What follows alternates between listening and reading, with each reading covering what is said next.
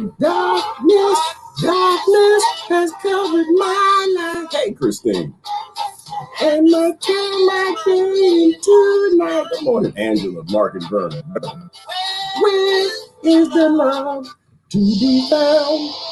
Who the hell is calling me? Stop calling me. I'm trying to sing to the people now. The concrete jungle people. Stuff. We talk about stuff. Sweet life, it must be somewhere to be found. In that damn concrete jungle, full of colonized stuff. Live in a concrete jungle, get the hell out, cause you're not gonna make it. Concrete jungle, Patriot Act Part 2 is coming. Yeah. You better run. Got that colonized stuff. I'm talking about stuff this morning. Actually, I'm not talking about. No, my something around me. It's my feet stinking. And homesteads, people feet homestead. Come on, everybody. In captivity. Hey, colonize, how y'all doing this morning? I never know. Something about some blessings because you stole them from other people and other lands and indigenous. I'm talking about stuff this morning. I was looking for George Carlin's stuff. I can't find it. You know the one he was like, stop touching my stuff. My stuff. I think stuff caused human extinction. Sweet life got to be found. It ain't in this jungle. And they're gonna stuff us later. That's the whole part of stuff. They stuffed the Americans, y'all. I don't know if y'all know that. We're gonna be the first. They're gonna get you too. They stuff everybody. Everybody. Come on, everybody. Damn it, what we talking about today? Stuff, colonizer stuff. Everybody got that stuff. That's how I got here. I was a happy colonizer when I was happy keeping the stuff that they stole from everybody else around the world. I know this part where my conservative friends get upset. Like, listen, not your stuff. Wall Street's a black market. They stole all that stuff. And then of course, the liberals don't hear that neither because they got that stuff too. I think with George Carlin, that's where he got it from. He said the hippies started buying stuff. They became liberals and they stopped being hippie. And it was like, then no, I protect my stuff. Because y'all know the Patriot Act Part 2 is on its way, baby. On its way. You didn't think one. Anybody got any ideas what's gonna be in Part 2? The Patriot Act Part 2. Keep y'all safe. Got the CIA that you're social warriors. What do they call them? Social warriors. You're social warriors. Get out there and warrior. The same CIA is calling you patriots. I see the play, people. I just. It's a play. It's a play. They're playing everybody, and I kind of think AI runs the world. I kind of do. I kind of sit back learning software. Maybe not true AI. If you remember, remember that movie War Games? Getting everybody to war against each other and the same people control all the sides and all the discussions. Like there's a reason the NSA ain't going after Q. There's a reason the NSA ain't going after Black Lives Matter and Antifa. You might want to check it out. Shall we play a game? We will play International Sugar Virus Global Pandemic. And everyone playing the game. Come on, everybody. It's chess. Always chess. What's that? No worky for me today. Hey, Lori's in the house this morning. Lori. So anybody got any questions? Not questions. I do jokes with questions, but it's a stuff thing. Where the little kid at? Oh, I got my kid. Hold on, let me bring this kid up here real quick. Because this is why the world is this way. Because nobody wants to give up the stuff that's stolen, and the billionaires are this way too. Because we're like little billionaires. Like, yeah, it's my job. Don't take my job. Don't take my job. I need more police and law. Take my job. I'm sorry, but Ivan Bolton, he wrote the crime bill. I mean, he wrote the Patriot Act and the crime bill. That's why it's coming for you, baby. It's coming. One side, they understand the Patriot Act. They know what this means to get Part 2.0 of Big Tech Patriot Act. And the other side, like, we got to stop police. Do you know what the Patriot Act 2.0 is going to be? I just see everybody's getting played. Y'all, we got to go. We got to go. This is what I'm saying. It's time to leave out the concrete jungle. Oh, but I had a thought this morning. Oh, Jonathan, you might like this. It's not easy. It's not easy being green. Are we doing song requests this morning? I could have been a bunch of other things. Did Kermit have stuff? Kermit didn't have no stuff. Hang on. No. Wow, I lost my train of thought. That happens all the damn time. It's always caffeine does this to my head. Moving off grid. Let me ask you all a question. What do you think would be the long-term effect if everybody in the world right now just posted? And I mean, just go with me for a minute. Don't think about the composting toilets. Just think for a second. You just posted, I'm moving off grid. I've decided with my wife, I've decided with my husband, and I've talked it over with the kids. I'm moving off grid. And what if, I don't know, 100 million people just posted that? Not knowing they're not really going to do it. But then they start searching on YouTube for how to live off grid. What do you think would happen? I tell you what, I was thinking about, you know how they say torture isn't real torture. After you torture someone, it's useless. It's the fear that actually gets people to tell the tales, to change their behavior, to give up the goodies. What would happen if the world's billionaires thought we were all going to leave their infrastructure and leave their world? Like, how do you win a war with people you can't even see? You got to take away what they want. You got to take away what their belief in them. And they want you on their infrastructure. They want your belief. They want you to buy more stuff. That's my stuff. I can't find that. George Carlin did it in a skit. Somebody sent it to me. What would happen?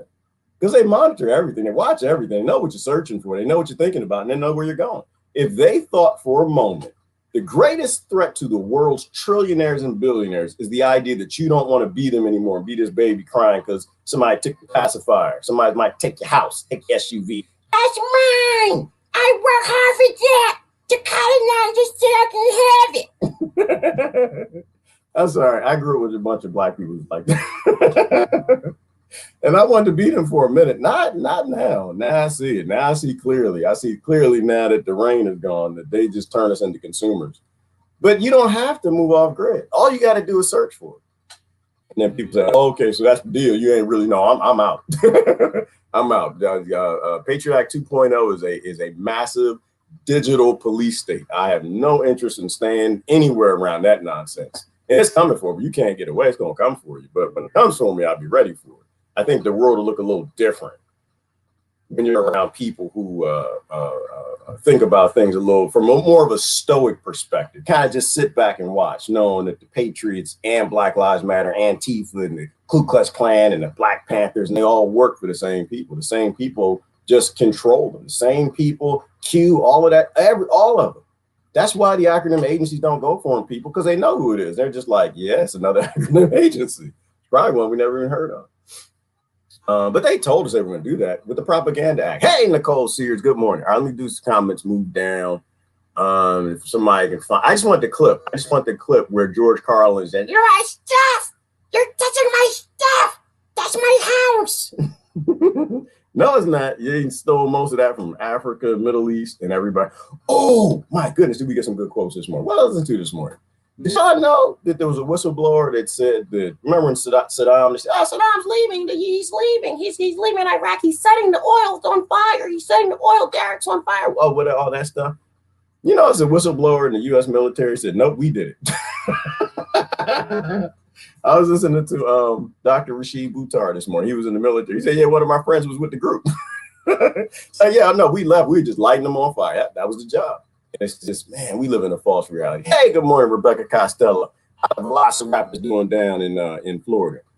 We are the product. We are the product. Eventually, we will be, because that's the whole point of stuff. We keep this world burning where we collecting stuff and my stuff and your stuff and my stuff and your stuff, and we buy them from black markets. Eventually, they're gonna stuff us, and we're gonna be on the billionaire's wall with like a plaque and insignia. Back when the dumb humans were free to roam the earth, and then you see.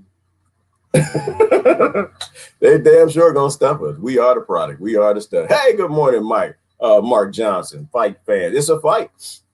And what's the rule of Fight Club, Mark Johnson? You cannot talk about Fight Club. That's the only rule. And that's the only people getting censored out there. You cannot talk about fight. Speaking of that, how y'all enjoying the blackout? Everybody enjoying the blackout? Blackout! It actually is a blackout because a lot of people can't post on Facebook. They put a whole bunch of people on Facebook last night. A whole bunch of, even Rashid Buttar, Dr. Buttar, he couldn't even post. He's shut down over it. We're in a blackout. They didn't black everybody out. They just blacked certain people out. And the conservatives, I don't even know conservatives, they probably just watching like, I can't post, I can't write, I can't type, I can't do anything. It's like, all right, don't worry about it, brother.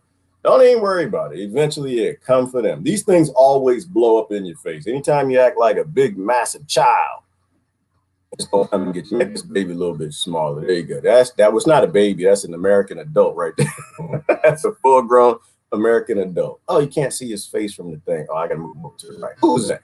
Sean. Good morning, brother. What's going on? Oh, you had a good post yesterday. Damn it, what did you post yesterday? I had a comment on that. With all these people dying from the blank, and they still talking about forcing it on us. Oh, Sean, does that remind me, John? That reminds me. I was who was I listening to? I was listening to somebody else, and they were talking about biological warfare. Somebody tell me the difference between forced medication and biological warfare. You got a minute? Tell me the difference.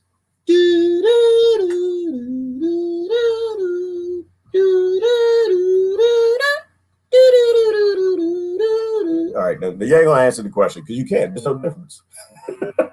There's no difference between compelled medicine, forced medicine, or biological warfare. It's all the same damn thing. And another thing on that, John, because it's compelled. You know, people like to breathe air, and you like spray white phosphorus on everybody.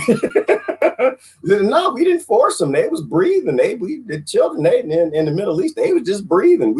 Who was that, Pelosi and them? And meanwhile, they got everybody convinced in this narrative, right? This is why you have a blackout right now, because they got to keep the narrative going. That, oh my God, they blacked out Trump. Oh my God, Mr. T can't tell us nothing. What's going on? And I'm just like, does anybody really believe that the people who genociding people and blowing up nations and dropping white phosphorus on babies is worried about Mr. T? They are not worried about Mr. They need you to be ignorant. That's insurrection. Oh my God. Like, these people murder people for eating oats. They don't care. They murder people waking up too close to oil. I woke up, hey, good morning. Yeah, you close to oil? Okay. No, they're not worried about him. But half the people believe that, oh my God, the white supremacists coming to get us. And the other half be like, Trump is a hero. Oh my God. You know, I'm just like, well, maybe it's neither. Maybe big tech is censoring everybody because they just got how many, what was it, $4 billion in contracts from the Democrats? There's a few Republicans in it, but it was mostly Democrats. Maybe they just got that big check. And they're like, yep, now it's time. It's time to get down and show people who the boss really is. Now, you think the president got that much power? Does anybody think the president, if a few companies could get together and shut up your leader and the servers are in the country that they're shutting the leader up? The president has no power, people. He's an actor. I'm sorry. That's what I believe. But anyway, and John, another thing, you definitely want to watch Rashid Buttar. His last video, he did it like 15 hours ago. He talked about that doctor. What's his name? Michael Gregory, the doctor.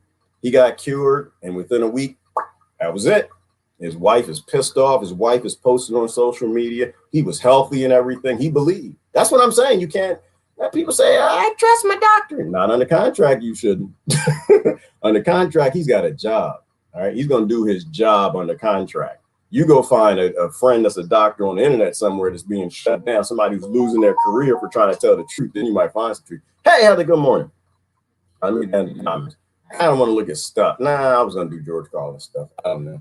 If only. Hey, if only what? Go off. Hashtag go off grid, Vern. If everybody starts posting it, it's going to scare the hell out of them. That's the only thing they're afraid of is people stop believing in their system. People stop believing that they're there to help you. Hang on. Ooh, I had a good one, Beavis and Butthead this morning. Who did this one? I did. It was Democracy. Well, because somebody else did one. I'm going to take you to my timeline. Hold on. There's a couple funny things this morning happen. Funny things happen in Monkey World as we're getting ready for Patriot Act 2.0. Does anybody ain't got any ideas what they're going to do? I mean, you're going to get contact tracing. You know, you're going to know they can put some sensors in your house so they know what kind of drawers you got. They're going to know that thing that sees through your walls, you know 6G is a part of it. Patriot Act 2.0, it's a global slave plantation. It is going to be global. You know, they call it the Patriot Act. You know, it's like, oh, it's for Americans. No, it's for everybody. Global police state, because people can't seem to figure this nonsense out. All right, hang on. Whew, goodness gracious. Concrete jungle. Yeah, because everybody want to live in a concrete jungle. Everybody want an easy life, and before that, they're going to take your life. All right.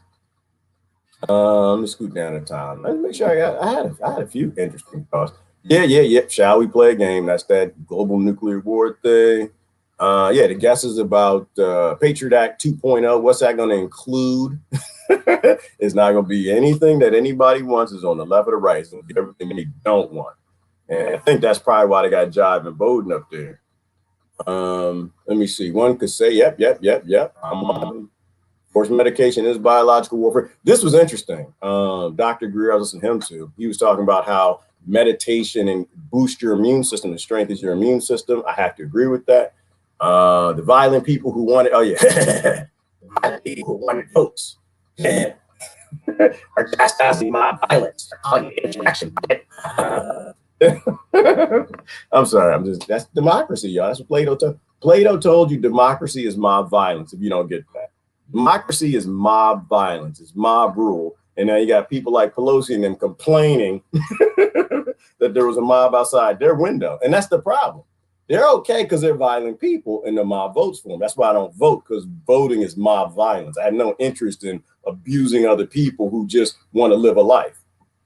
And so, yeah, this whole idea of insurrection, it's just about violent people who ask for votes, who always do violence when you elect them, complaining about mob violence because they saw it out their window. They don't care what's outside your window. There you go, right there. They go to Patriots. Who's behind Q? You see that little floating man right there? We don't know who that is. We have no idea who that man in black is. We know he can float and he lies a lot. And he tells Black Lives Matter, you're social warriors, get out there. And the funny thing is, when you really think about it, all this, the secrecy, all the ones who are behind it, dark ones, the adult fantasies that somebody's coming to save us, they just basically want you to agree with having stuff. That's all. They want you to go along with stuff system, right? Because they tell the Patriots, oh, don't do anything, Patriots. Just sit back. We're arresting pedophiles right now. The arrests are coming. This is happening. We're saving children, right? And they're like, oh, okay, we're going to sit back and just let y'all do it then. I ain't getting involved. Then they tell the social justice warriors do the same damn thing. Like, get out there and do what you've always done. Just keep protesting. But that's never worked. That's okay. Just do it some more. And go home and be happy with your stuff. But they're going to take your stuff. That's my job. All right. I'm having a little fun this morning. There you go. Mr. T was silenced because he was threatening warmongers. Oh no, most people believe he was silenced because he was threatening the warmongers that literally genocide people on a daily basis. They ain't scared of him, but he believes that, or he's a hero, and that's why they silenced him. And I don't believe that neither. Or just the big tech billionaires are censoring because that's what we're coming into. They're getting ready for Patriot Act 2.0. Yeah. The United States Incorporated settled them oil fires, and with a Jive Bowden not having an inauguration. Oh yeah, y'all hear about that? He's not having an inauguration. What's that about? You think he's feeling ashamed? No, Jive and Bowden said he's not gonna have. You see, I'm not gonna do it. I'm not gonna have an inauguration. Why? And I'm kind of thinking maybe it's because he feels shameful for what they say, he killed a 2 generations of young minorities, males. With the crime bill, maybe he feels shameful. Maybe he doesn't want to go out in public. I don't know. I have to say that because people still are cheering this nonsense like they believe he's coming to do something nice. I mean, if as a nobody, you can write a law that ends up in destroying 2 generations of African-American youth and a whole bunch of poor whites that got pulled up into that crime bill as well, what could you do as president while people are clapping for you? They didn't even like Joe Biden back then. Joe Biden was like a little nobody Democrat back then. The Republicans saw that bill and they had an orgasm. Like, oh my God! Oh, look, Joe, oh, good. A Democrat wrote that, And so they changed the name and they just passed it. And Joe brags about it. Might want to think about not having somebody that you're clapping for in power that was okay with getting rid of 2 generations of what some of the people who voted for him. Although I don't know if we can say that anymore, because I don't think the Democrats got more African-American votes this round. Trump did. So I don't think you can say he was the favorite of the black people. I think you got to say that was probably Donald Trump. Anyway, love that song. What song is that? It's not easy being green. No, Lord, it's not easy living in Colonizer Planet. It is not easy living with people cheering for consumerism, but they're here to help. They're fighting climate change from a McMansion, right? They believe in stuff and ownership and property rights and the Bill of Rights as long as it's stolen from somebody else. It's fair play capitalism, and it's always been cronyism. It's always been some robber barons, railroad tycoons, and landowners. All right, good morning. Who is that? Deanna. Oh, you had something good you sent me the other day. Uploading Deanna 2.0. Okay, no, what was it? You sent me something yesterday. It was pretty interesting. And who else? Riley sent me something that was pretty deep too this morning. What was that? I might have to play. No, I can't play. Actually, no, it was too true. It'll throw you in prison. But she probably, and then she go right there. She just came in the house. I don't know who it was. They were basically talking about, biological warfare, and people think that they're coming to save you, and these people ain't coming to save you. It's going to be a bright and sunny day. It's always going to be a bright and sunny day. Every day is bright and sunny, Lord. That sun don't stop. That sun going every damn day. Now people whine about stuff like the little kid right here. Yeah, right now. They do that, but it's always a bright and sunny day. You just got to get above the clouds. And in this example, the clouds is Democrats and Republicans in my country. And this one is the religioners, the fighters, all the isms. Hey, Adam, what's going on? Are there any true vegans off-grid in America, Inc.? Hell no. No. You can't be vegan in America. You can be vegan-ish. Every breath of air you breathe in little creatures and microbiology and exosomes and pathogens that's coming off of people's skin and their eyebrows, and breathing it in. We eat people all day long. Ain't no vegans here. Outside of the fact, ain't no healthy organic people neither. Every bite you take has been poisoned by the people that are trying to protect your immune system. And you know that. That's why I asked the question. Hey, Melissa, good morning. Probably not. All right. Hey, monkeys. Hey, good morning, Pat. What we got? Bag and be back. Okay. Ooh, people posted a video. Oh, Lord have mercy. They both posted the same video. Look at this right here. This is a problem. This is something we probably got to watch. Look, it's the same one. Kulak ends in Kulak. Up here, this one ends in Kulak too. We probably got to watch that, huh? Because the two sisters told us we had. It's like the Democrats and Republicans. Anytime they agree on something, it's gonna be destruction and devastation. And they both agree with Patriot Act 2.0. I was in the Kim Iverson talk about it, and she was talking about how her question at the end. Do you think? Because the Democrats take most of the money from big tech, right? So that's why they do the heavy censoring of the conservatives, right? Said, do you think the Republicans are going to save us? Our only hope is the Republicans. And I've seen this game before. I've seen this skit before. Turn back in your Bibles to Act 1, Set 3. We did this before. What are Republicans going to do? Because the Democrats are taking most of that money from big tech, rolling out a digital police state to make a digital slave plantation of the earth. The Republicans going to take more of the money. That's what they're going to do. They're not stupid. If they don't take that money, they go extinct. This is how this works. How do you think you got the crime bill?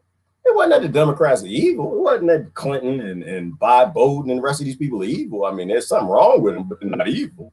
They were outdoing the Republicans. The Republicans were taking more money back then, right? Ronald Reagan, we're going to be tough on crime. And Clinton was like, oh, hell no, you're not. Shoot, I don't like you. I think I care about them black folk. No, I just like their women. I leave babies all over Arkansas.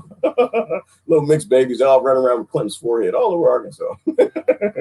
You can't throw a rock without hitting the Clinton. Ow! Yeah, no, it's just how that works. And so the Democrats took more money than Republicans. They rolled out the crime bill and destroyed multiple generations of little black people. And then this one, the Republicans are going to save us from Patriot Act 2.0. No, they're not. That's not their job. Once again, they're the same political party. They work for the same corporations from within the United States Incorporated. Okay, they're not going to do. They're going to take that money. That's exactly what they're going to do. They're going to pretend that they're not. Oh, we got to stop them. And not one of them won't. I like to think that Ron Paul won't. I think not Rand Paul. I think Rand Paul no, I'm not going to take it because I got to keep this record. I think he's solid like his father. I do. I just ish, solid-ish like his father. Because if you're too solid, they'll chase you out. Cynthia McKinney, they had to chase her the hell out. Ron Paul, they had to chase him down. Because Ron Paul, that he was the only one. He was the only one that did not take Congress health insurance. He was the only one. He stood back and said, no, I'm not going to use this health insurance policy. No, because the people can't have it. No. All the Democrats took it. All the Republicans took it. They got them nice, clean, shiny teeth. A great dental plan. But it's interesting. That brings a question to mind. Do you actually think the people that won't use your health care are actually getting the same injection that you are? That's a good question. You might want to ask yourself. I think the answer is easy to know. But yeah, all the Republicans don't go for it. They're gonna take that big tech money. Big tech rules the world, people. Like, and they give you the illusion that you're fighting with a government from within political parties, but really it's all just corporations, people. I guess we got to click on that. We got to click on that. What is this? What is this? Oh, can I click on it? I don't know if I can click it. Can I? I got to figure out how to use this. No, I can't copy and paste the link. I guess I got to go to my timeline and see if I can click on it. What else? So the blackout didn't happen. Well, it did happen. It just happened for certain people. Because you got to black out this side and that side to make them think they're after us. They're trying to stop us. We can't say what's true. The president's going to save us. All right, hang on. Click comment. See if I can get down to the link. Nope. It's George Carlin. Okay, thank you. Is that the, but is that the one that has, before I click on it, well, I can't click on it. I'm going to post it again. But is that the one where he does his stuff? That's what I want to hear. I want to know what the minute and second is. He is like, that's my stuff. You're touching my stuff. I think that has to be a regular clip. That is the whole reason why we're here. The whole reason why we're dealing this stuff is stuff. That's all. Monkey stuff, shiny stuff, shoes, clothes, makeup, oil, minerals, smartphones, smart cars, smart electronics. And we pretend to ourselves that we're not supporting slavery and the destruction of other people by having it. And it's like, what's mine? The colonizer shit, I can have it. All right. It is the stuff. Oh, it's the stuff. Is that his old stuff? Look, you know what? This is what I'm gonna do. This is what I'm gonna do. I mean, he had a good one on stuff from early, how Americans drive around with this stuff. That looked good. I'm not sure if it's copyrighted though. I'm not sure I'm gonna play it. I can't get to the link though. It's weird. I can't get to the link. All right, well, she's got it right there. Y'all can watch stuff. Carlin's stuff above. Okay, that is stuff. Okay, it's my stuff. You're touching my stuff. And how you go on vacation? I can take my stuff with me. You know what was funny? Who was it? Is that Lori and Christine? You know what's funny about that? Is when he talks about when you go on vacation. I do the same damn thing. He's like, even when you go on vacation, and he's like, the houses, they're just big, massive facilities to hold more stuff. Like, we need a bigger house. We need more stuff. And so the United States Incorporated goes, blows up other nations, steals more stuff that you can buy. And then you trash the stuff that you have, so you can buy some more trash and some more stuff. And then you go on vacation, like you get all your stuff on vacation. I can't go on vacation. I gotta take my stuff. And you get all that suitcase in there, and you start opening the drawers. And I did that once. I've never done that since. Anybody do that? You go on vacation, you start putting stuff in your drawers. My drawers here, my socks go here, my pajamas go here. Take my medicine. I'm gonna use the medicine cabinet. I'm gonna put your stuff here. Here's my toothbrush. And you take that stuff everywhere. You don't need stuff. Go back to a wiser time when all your stuff was in a fanny pack made of grass and some feathers and some wood or something. We need to be those people again. That's all. You know what? Same deal. If you threaten to move off grid, if everybody threatens to move off grid, it's going to scare the hell out of them. Also, if you threaten to put all your stuff in a fanny pack, it's going to scare the hell out of them. I'm going to go back to having a grass skirt and a fanny pack. And I'm only going to have enough stuff to go in there. And these billionaires will lose their damn mind. They won't know what the hell to do. We got to stop the wars and figure this what's going on. They don't want to be consumers anymore. They don't want to be Christopher Columbus's hating Columbus Day anymore. All right. Ooh, Lolly Whitehall. Is that the sister from I think her name was Lolly, right? On Orange is the New Black. That's the new crime, but no, that's the new Patriot Act 2.0. It's just going to be an episode of Orange is the New Black. If you want to know what the Patriot Act 2.0 is going to do, what's going to look like, just watch Orange is the New Black. That's going to be the new America. Oh, that's a different one. Posted. Her name was Lolly. From Orange is the New Black. Posted the LA kids will not be allowed to go back to school without that. Yep, see it on my wall. Yep, Pat Hauser. That's real talk because that's what's happening.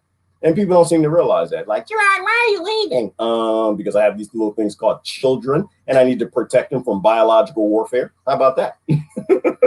That's why I'm leaving. I'm getting rid of all my stuff right now, Pat. I'm packing my stuff up. I'm throwing stuff away. Stuff! I'm not a stuffer anymore. I'm just realizing how much stuff I need to get rid of. Yeah, it's Verna just hashtag minimalist. That's another thing. You want to scare the billionaires that are like about to stuff you and put your children and grandkids on a wall eventually after the robots and AI are running the world.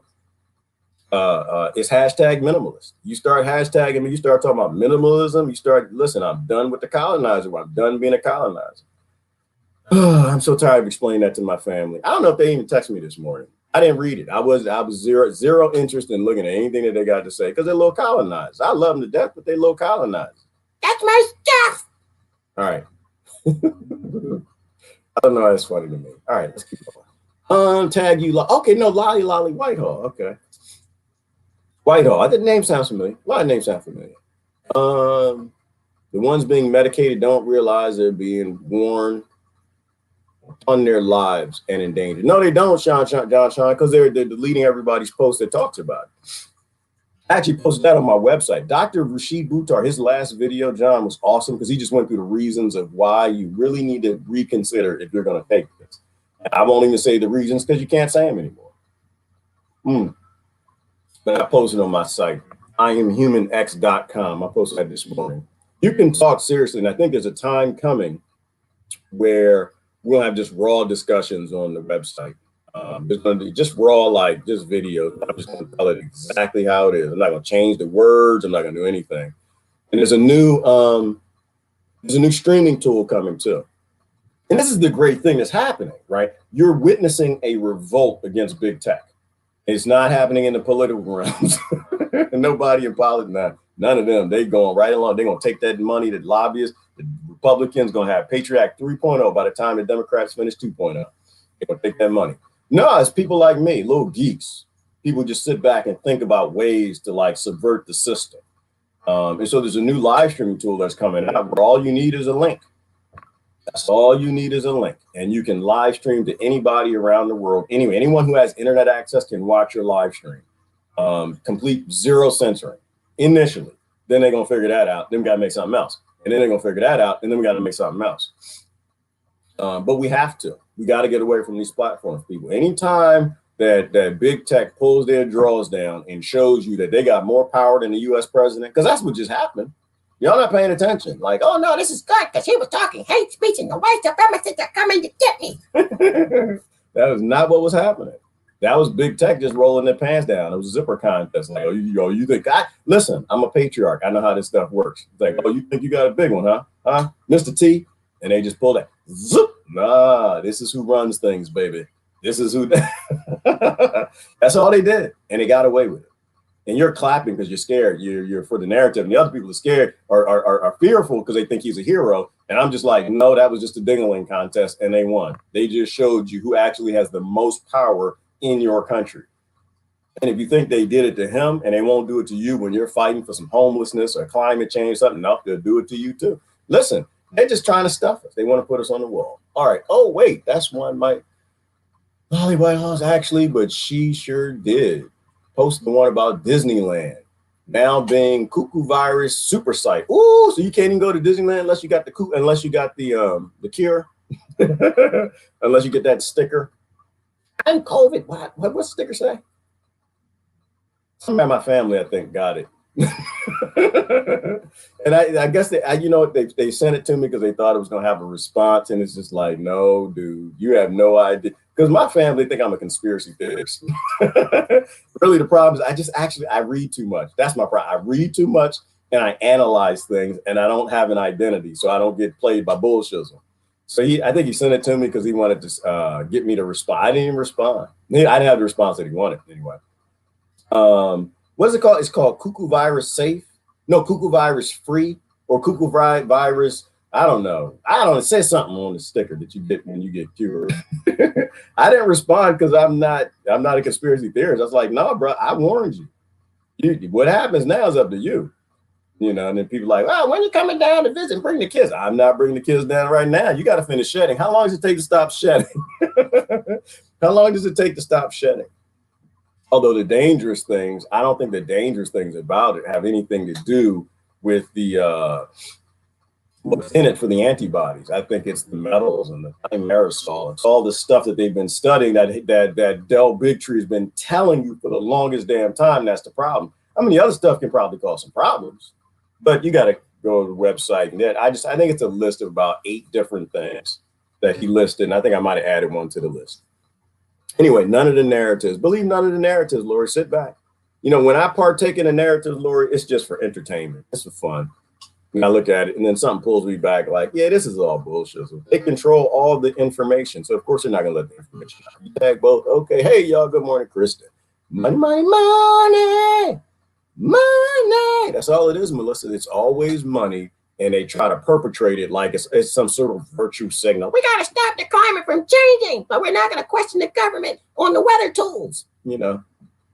We're patriots. We believe and we love this land tis of thee, except for the fact that we stole it from other people. Who stole it from other people? Who stole it from Just be honest. You are where you are, people. You know, I think you should be stewards of the land. I don't think you should own the land. Never totally trust anyone, especially if you are paying them. Yeah, exactly. Because you're under contract at that point, Lori, and they are under contract to do what this world obligates them to do. Lori's a nurse and she understands how that works. You know, Lori will tell you the truth if you ask her, but if you contract with her, then that puts her job at risk. And that's how they silence doctors. That's how you got a doctor who just died after being cuckoo virus safe. I wish I were conspiracy theorists. I wish I were making this up. I wish that this was a joke. Unfortunately, it's not. There's a reason why nobody here is questioning the things that we're saying. There's a reason, because you can't question them. You do the research and they shut up and they come back. You know how many people who were they were pro machination, and now they're not pro machination. They're actually with us and they're just like, yeah, that's not a machination. That's an experiment. You know, and they still kind of like machinations, but then once you do the research and you realize how dangerous these things are, you can't cheat nature, people. You will never cheat nature. Nature gonna win. Nature will make sure you are stuffed and put on the wall of the people that you think are out there trying to save you, who actually went on record telling you that there's too many monkeys on Earth. What'd he say? The man that y'all worship, he said the minister from within your religion of hashtag pseudoscience, he said that the human population needs to be reduced by 2 billion or 3 million.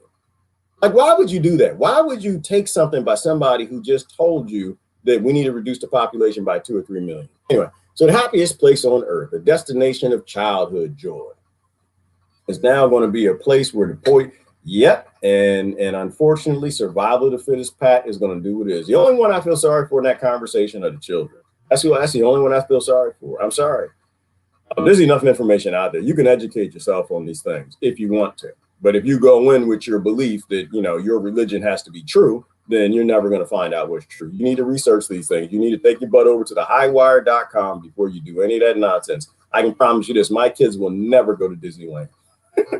There's a Disney World. It's probably both of them. Either way, never, ever. Hell no. Hell no twice. You know, till they turn 18, no, till they turn 21. If they want to be that stupid, and I'm still going to chain them to a chair or something. You know, I have an obligation as a father to not let people lie to my children, not to inject them with something that billionaires who are burning up the earth and been experimenting on kids in the third world countries for the longest time. But, you know, survival of the fittest never stop, people. That's why I don't really, you know, I'm not vested in it. I have no vested emotions in what's going on. I just sit back and say, you know what? Is that what that's called, Christine? A stoic? I got to look up the definition. She told me this morning that we're stoics, people who just sit back and watch. I got to look at the definition. What is the definition of stoic? Big words. I got smart friends. It's the only reason why if I'm seeing me like, Gerard, you got it figured it out. I just laugh about it. It's like, no, you should have been here a year ago. That's all we did is fight. Oh, y'all see Ty has a day coming up where everybody's supposed to tell each other that we're sorry. Where's the definition of stoics right here? We're supposed to tell each other, oh, we're sorry. Anybody got anything that they're sorry for? I got a bunch of stuff I probably need to be sorry for, but it's not where I'm at today. Stoicism is a school of Hellenistic philosophy founded. That's a Stoic school. A Stoic, by definition, a member of the school of philosophy founded by Zeno in 300 BC, holding the wise man should be free from passion, unmoved by joy or grief, and submissive to natural law. Oh, yes, we're Stoics, darling. Oh, yes. How to use Stoic in a sentence. Yes, I'm going to Democrat less and Stoic more. I'm going to colonizer less and Stoic more. I'm going to stuff left and stop crying over people taking my, they're going to take my stuff. They're coming to the country to take my job. They're going to take my stuff. Yeah, nah. Ooh, good Lord Christ. Yes, I got in trouble the last time I posted that. Nope, not posting that from them. No, never again. That website, it rhymes with Beagle, but starts with a D. No, I ain't posting. Nope, I went to Facebook jail over that one. Not posting nothing from them. And that's how you know it's true. If you post it and you go to jail, there's something true about it that the big tech companies are told to not let out. All right, the dark irony didn't escape me. No, oh, yes. Yeah, thank you, Jonathan, on that. Jonathan's my local philosopher. Philosophize. That's why you have to take things back to principle basis, people. If you notice me, how I'm growing, I talk less about the details and more about the root philosophy, right? Because all the stuff that's been happening has always been happening. Everything is a cycle. And that's why I bring them smart people on here so we all can talk. So y'all can hear from somebody not making jokes about butts and silly stuff and be serious. And that is when you look at things from a principle perspective, like yesterday's video on spiritual warfare. When you realize that this is spiritual warfare, then you focus on the principles. You focus on the things that matter, not the flavor of the month, not the flavor of the year, the flavor of the generation. Like this whole crapdemic thing, this happened a long time ago. It keeps happening. It's the same thing. They just keep changing it, right? You know, if something happens to bring fear, and the 0.01% gain tons of power and your freedoms, then we just hand it over. Last time, terrorists, that was another terrorist demic, Great Depression demic, swine flu demic. And the funny thing about the swine flu demic was that it's not even hidden. You can go do a search and see what happened the last time they tried to help everybody, if that's what they were trying to do. They got up to 50 million people and they had to stop. Why? For the same reason that that's the first side effect on the Pfizer cure. Guillain-Barré syndrome. Just look it up. No, they don't hide it from anybody. That's why I'm saying survival of the fittest never stopped. And I only feel sorry for the children of parents who trust the television with their future. More and more surveillance. Oh yeah, more and more surveillance is coming, Kristen. That's big time. That was going back to the question of police state Patriot Act 2.0. What will it include? Everything. Everything. It is going to be a Wall Street big tech, just big wad of nasty white stuff that happens when they get all excited and things get to popping. It's going to be all of that. Everything you can think of, from injecting with the goo. What's that? The gel, where it taps into your body and it uploads the information through Wi-Fi. You're going to have to live in a smart house and a smart city. You're going to be tracked and traced. If you do a crime or do something wrong because you live in a country that literally uses artificial scarcity to write its legislation, so you got to turn to a life of crime to survive, they just delete you from access to everything. You can't get in the bus, you can't get on the train, you can't drive a car, you can't turn on your smart microwave to make a warm snack, you can't turn on your smart oven, you can't do anything. Look it up. Sounds like conspiracy. I know it sounds like a cute conspiracy, doesn't it? That's why it's fun when people come around like, oh, you believe in Q. All I hear is, you're going to take my stuff. That's exactly what I hear. Nobody, Q is an acronym agency. That's all he is, the acronym agency. It's the same one that's behind Black Lives Matter. They're all the same people. Hydrogel. Thank you, Kristen. And you look it up. Go look it up. When people post that stuff, just go look it up. That's all you got to do. Don't watch me. What you're going to tell us what we got to figure out. I'm not going to tell you anything. I'm going to get the hell out of here. It's like, who was saying he had to stop? Corbett. It's like Corbett said he's no longer going to do the propaganda series, right? He said he gave up, not doing it no more. He said, know why I'm not doing it? Because people are leaning on me. He said he's been doing that series. How long has he been doing Propaganda Watch? For where he would show commercials and like walk through the commercial and show you where the bullshizzle is, that they're just using this to program your subconscious into buying more stuff, giving the police state more power. And he said, I'm not going to do it anymore. Because he said, people keep sending me, questions about, well, what do you think about this one, Corbett? What do you think about this? And that's people being intellectually lazy. You got to do it yourself, which is why I don't post links anymore. Wanted to get me thrown in social media jail. They said that they shouldn't do it. They said you can't post this stuff. And you're being intellectually lazy. So no, you need to go do your own homework. When someone posts that, don't ask Kristen, well, Kristen, you cite your sources and post your links. No, you take your lazy butt, if you actually give a damn, and go do it. Kristen got other things to do. She ain't got no time for you. Ain't got no time for that. Oh, another thing was I was looking at was so you know, but so Corbett stopped that because he said people are being lazy. They need to go do it themselves. Like the whole point is to empower you. So I watch Corbett. Like he's not there to tell you anything. He's not there to give you a conspiracy. He's there to tell you this is what's going on. Go look it up.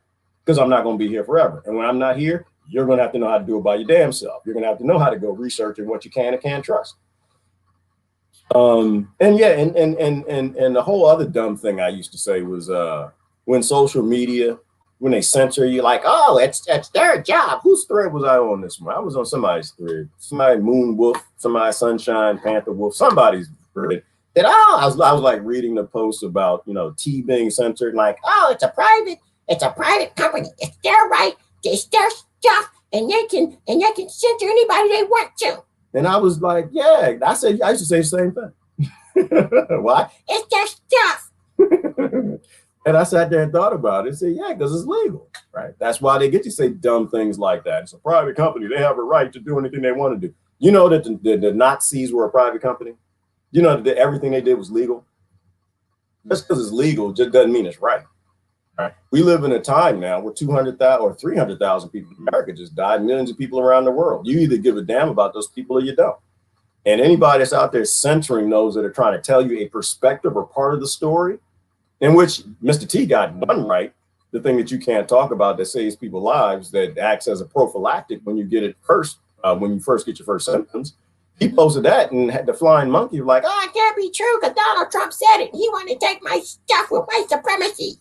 You know, and you didn't believe it. So now a lot of people died. And you had, what was it? The doctors, what were they called? Frontline doctors. They did that video and the big tech did it again there. Oh, it's their platform. They have a right. It's their stuff. Yeah, not when you're helping the people to die. To me, it's called collusion. To me, you should have a heart big enough to see through the bull shizzle and not continue to go along with this idea. Oh, it's legal. They can do it. It makes perfectly good sense. Oh, it's legal. They can do it. But when it's illegal, they still do it. When people die, then you need to grow up and stop being ignorant. And so I've grown up and I've stopped being ignorant. I don't even agree with people who say that stuff no more. They say it and I'm just like, in a nice way, I just say you're ignorant. Not only you're ignorant, but you're apathetic as well. People actually die who need help. They think that what's being injected is going to cure them from something that they got to get injected again from 2 months down the road and another 2 months and another booster. And they're all made different. There's no such thing as a vaccination, no such thing as a car. You got different makes, different versions, cause different problems, and some might actually work, but none of them work good as natural immunity. That was the research that is on the high wire that showed when you get natural immunity, they're suspecting that the antibodies look stable, that they can last up to 13 or 17 years, right? The best machination, they're talking about you're gonna have to get a new one every single year. And it's only pieces of it, which is crazy to me. They say, oh, we got 2 pieces of it. We got the spike protein and we got the other thing, and it's gonna save you. It's gonna save grandma. It's not. You know how many, if you look at what a virus is and you look at that virus and you can't look at that virus because ain't nobody find the damn virus. Nobody has a picture of it. It's going to have receptors all over it. And they got one of them like, we're going to protect you with one. What if it's got 1,000 receptors on it and you're protected from one? This is why, you know, it's like, oh, I'm cuckoo virus safe. No, you're cuckoo. You're not cuckoo virus safe. You're just cuckoo. You trust crazy people who say crazy things, who got laboratories, who convince you that they can keep up with the mutations of something, assuming that they're correct and virus theory is right, and that is what that is, that mutates hundreds of billions of times in somebody in 1 week. And they're going to keep up with that with a machination that takes, actually takes 5 years to make, but they're going to make it in 3 months and inject you with it. It's illogical. You don't even have to trust the science on that one. Just do the math. Don't be stupid. Do the math. Good morals, we're all fudge. Yes, Christ, we all are, because we like stuff. That's okay. It's not a bad thing to be. You know, what's an excellent quote, Melissa? I missed that one. I feel it. Democracies. Yep, democracy is mob rule. Plato said it, Melissa. I don't like no parts of it. Every time you vote, that's mob violence. It's a violent-based system. They use rule by force. Every time you vote, that's mob violence. So I have no interest in Poposi, anybody else that got anything to say about some mobs being violent. Nope, that is literally your job. It's what you do for a living for the last 40 years of your freaking life is get a mob together so you can write some violent legislation. All right, it feels suffocating and abusive. It does. It all is said, well, yeah, it's suffocating a little bit, Melissa, but it's a good thing. Let that pendulum swing. It's gonna swing back. All right, watch them open the place for free. And those who take the blank, can you imagine the pressure and who it would appeal most? The poor kids we never get to go. Otherwise, don't be surprised. You know what? We're not missing anything, Pat. They ain't missing nothing. They ain't missing. It's a damn mouse and some little place you go. They ain't changed much in a long time. They ain't missing nothing. Besides the fact, it's gonna be the last of their line. Dr. Buttar this morning was talking about another piece of research which showed that what Bill Gates is wanting to do is actually happening with the majority. Rhymes with hydration starts with ST. Right? They said that that's happening. There was research where it was something like, I guess it was a study on women, I believe. I believe it was 63 out of 65 women studied all became, that was the end of their line. That was it. What's the name of that movie? Something of Men, Tales of Men, where no one could have babies or something like that. Yeah, y'all might want to look it up. Half the time, and this is why I love like spirituality and Akashic record and all that stuff. I think when you meditate and you sleep, you tap into these things, deja vu, you see into the future of what actually happened. And then you come back and like, oh, I got a great idea for a book. I got a great idea for a movie. I have a great idea for a song. And like, you're actually, you're showing things that are going to happen because you saw them in deja vu. Is it Tales of Men? What is the name of that movie? You make a Stargate episode where the aliens come and sterilize the human population because you, for a moment through deja vu, saw into the future, Edgar Casey, all of that stuff that they talked about. I don't think that these things are as weird out there as we thought. Like, remember 9/11? Where they were showing all the cartoons. Y'all remember that video? Is that even still on the internet? Where they showed all the cartoons with the Twin Towers falling. There's something there. I don't know that. I can't tell you that I know about it, but there's something there. And I think these are warnings. It's just we don't call prophets prophet anymore. We call them movie writers. We call them directors. We call them authors. But they're still the same thing the prophets were able to tune into back then. We can tune into now, but probably less because we're calcifying these pineal glands. Alone on YouTube. Is that how you by yourself, Citizen Dad? Yeah, I don't say nice things. I'm not lying. I don't say nice things to big tech. I say nice things to people. I don't say nice things to big tech. So I'm not supposed to be on any platforms. Battered citizens. Yep, we're all abused. All abusers are abused. The only man in black I liked was Johnny Cash. Oh yes, what was the name of that movie? The Cash movie. They did a movie about. Oh, it was wonderful. That movie turned me into a Johnny Cash fan. That man could sing. In fact, you got me. I think I'm gonna listen to Johnny Cash Day today for me. 9/11, the emergency. I said that from day one. Evil deeds. And the other thing about there was something interesting about 9/11. I heard this morning, Lori. But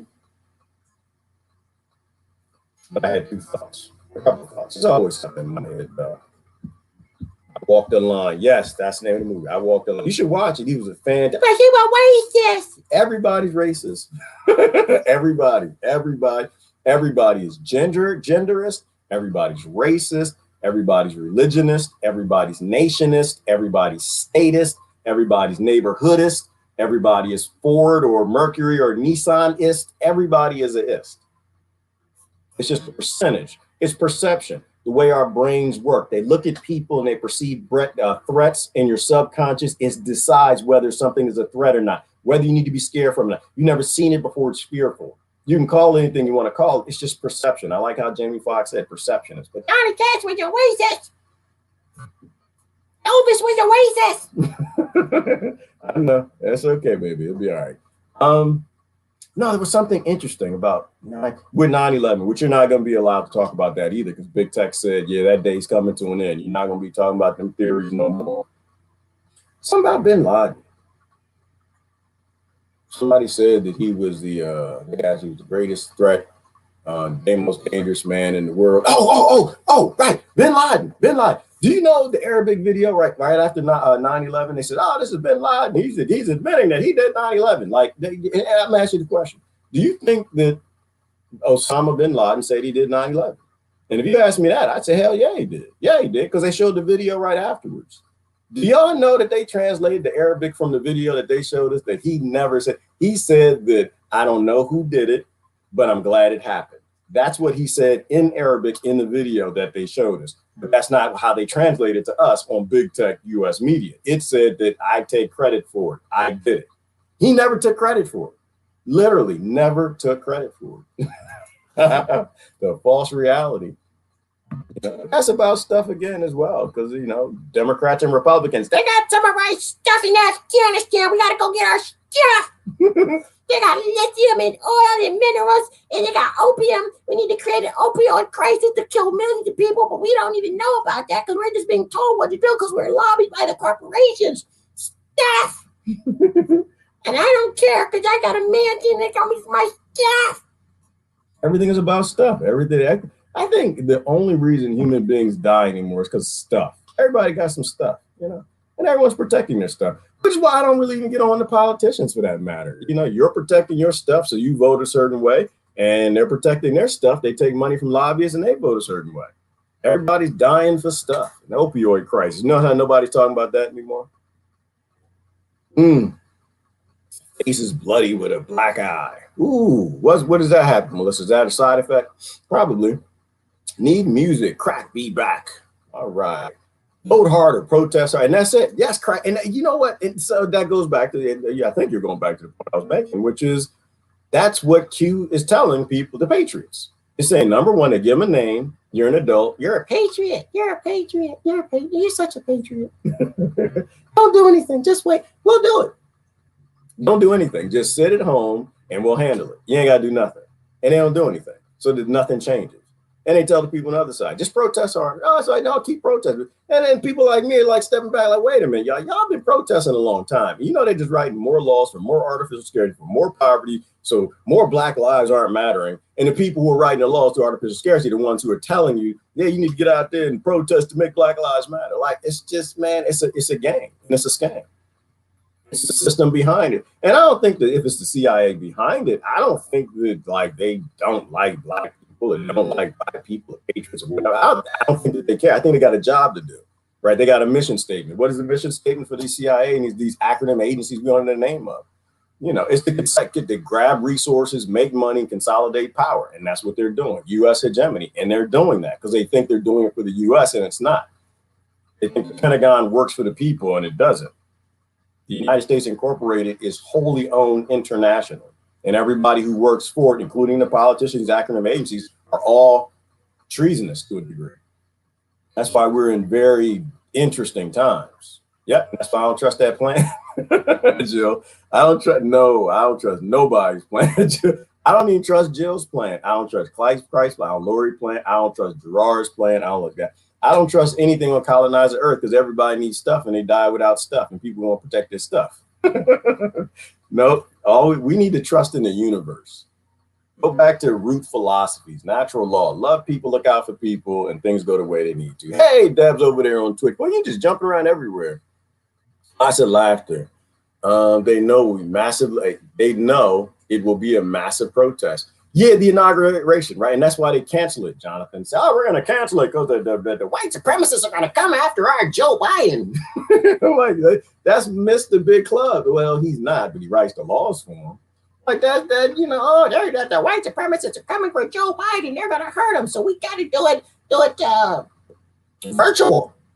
They're like, yeah, protect the Big Club owner or Big Club member or Big Club wannabe or the good old boy network guy. Right, it is, and there probably will be a massive protest, and it should be. Everybody's got a reason to be upset. If it's not the Patriot and Black Lives, everybody got a reason to be upset. Damn it, the immigrants need to get some signs and Sharpies too. Everybody has a reason to be upset. Native Americans, everybody, women, But what are you gonna do about it? Why don't you kick them in the nuts? Hit the system where it hurts. The only place that it hurt, the only place that this system was worried about you kicking them is your belief in them. You no longer protecting your stuff. You really think he has shame? Oh no, I was joking about that, Lord. He has no shame. That man has money. That man is going to retire a billionaire like Obama. Now, Trump will probably end up being a billionaire out of this too. Trump ain't gonna fight these the most violent people on the planet. And do you think Donald Trump is gonna fight the most violent people on the planet? The people that literally eviscerate children. Nah, ain't nobody gonna fight that. I wouldn't fight that. I don't blame him one bit. If he was making a difference to family court, ooh, CBS would be shut down. Yep. Thank you, Will. Thank you for that piece of logic. If you understand what Will is talking about, if they were hashtag saving the children, they would start with the hashtag biggest child trafficking organization on this planet, who the employees say it their damn self. The employees. I bet you if we did a whistleblower search, Will, which organizations have the most whistleblowers, CPS would be right at the top. Foster would be way at the top. You know how many social workers they get in, they're young people, and they're older people. They want to help children. They love children. They're babysitters, blah, blah, blah, blah. They go to school, get a degree, do something, become a social worker. And they realize, whoa, wait a minute. I did this to help children. Why are we talking about numbers? No, this little girl's getting her butt kicked and raped by her stepfather. Hell no, we need to save her. Like, no, here's your caseload. And they overload them and they leave. Like I said, Will, the only person I even know that's still in that child trafficking organization is a manager down in Philly. And I don't know if she's even still there. It's like 15 years ago. She said, I got to stay because if I leave, she was in a key position. She wasn't a caseworker, but she was one who got to dictate where resources went. And she said, the only reason I have to stay because I don't trust anybody who will come after me. Right. At least in my position in this evil by the numbers business, before the population figure this out and fix this system, I can see this baby who is really being abused and make sure that the money didn't allocated to go after the poor people's children, right? So you can get 30 or 40 of them for the same amount of money because their power got shut off than to get one child who's really being abused and raped. And so she said, I can't leave. She said, I'd never live with myself. I love that woman to death. I don't even remember her name. I just remember the conversation. I was in Philly for some protest we were putting together. And that's real people. That's real people. That's what real people do. She won't leave her job because, see, to me, that was a real cue. To me, that was a real hashtag save the children. And the whole world is full of them. All these organizations are full of them. All the acronym agencies are full of whistleblowers just waiting to pull. That's a positive thing about today is that, all these organizations are made of people and a lot of them are just hanging on to the right moment. All right, whatever is to come, I've made my peace and I am ready. Yep, you got to live in peace and you got to laugh and smile and be happy. These things have been happening since the beginning of time, Christ. The dark ages never stopped. Everything that they did in the dark ages is legislated now by Democrats and the Republicans working for big corporations within a big corporation. There's nothing new. There's nothing new. This has been happening for a long time. You can't let it get you depressed. They want you to be depressed. There you go, Christ. They want you to be depressed. If they want you to be depressed, you can't ever be depressed. They want you to be sad. They want you to be frustrated. They want you to be, hitting your head on the wall. Nope. Just look at what they don't want and give them that. That's how you fight. That's how you fight an invisible enemy. Find out what they don't want, and that's what you do. And do it twice, and 4 times, 5 times, and be happy doing it. All right. Johnny was a punk.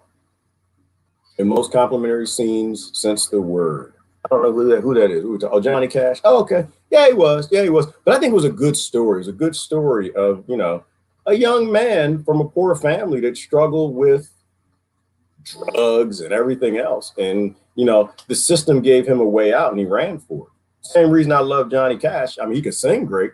I have no issues with anybody in any gangs. Bloods, Crips, MS-13, white nationalists, KKK, none. I don't have any issues with any of them. If I were raised in abject poverty and the system gave me a way out, hell yeah, I'd take it. I would take it twice. I have no judgment for those people. The system literally is designed to abuse children to make them abusers of others. And until we realize that, until we start fighting the system, actually raging against the machine, like somebody posted earlier, everything else is bullshit. That's why I just sit back here and I just watch. Stoic, do the stoic thing. I was out in the fight as a young man. I had no idea how the world actually worked. Now I do. All right, the song I was referred to was I Can See Clearly Now. Oh, I can see clearly now. Trump is gone.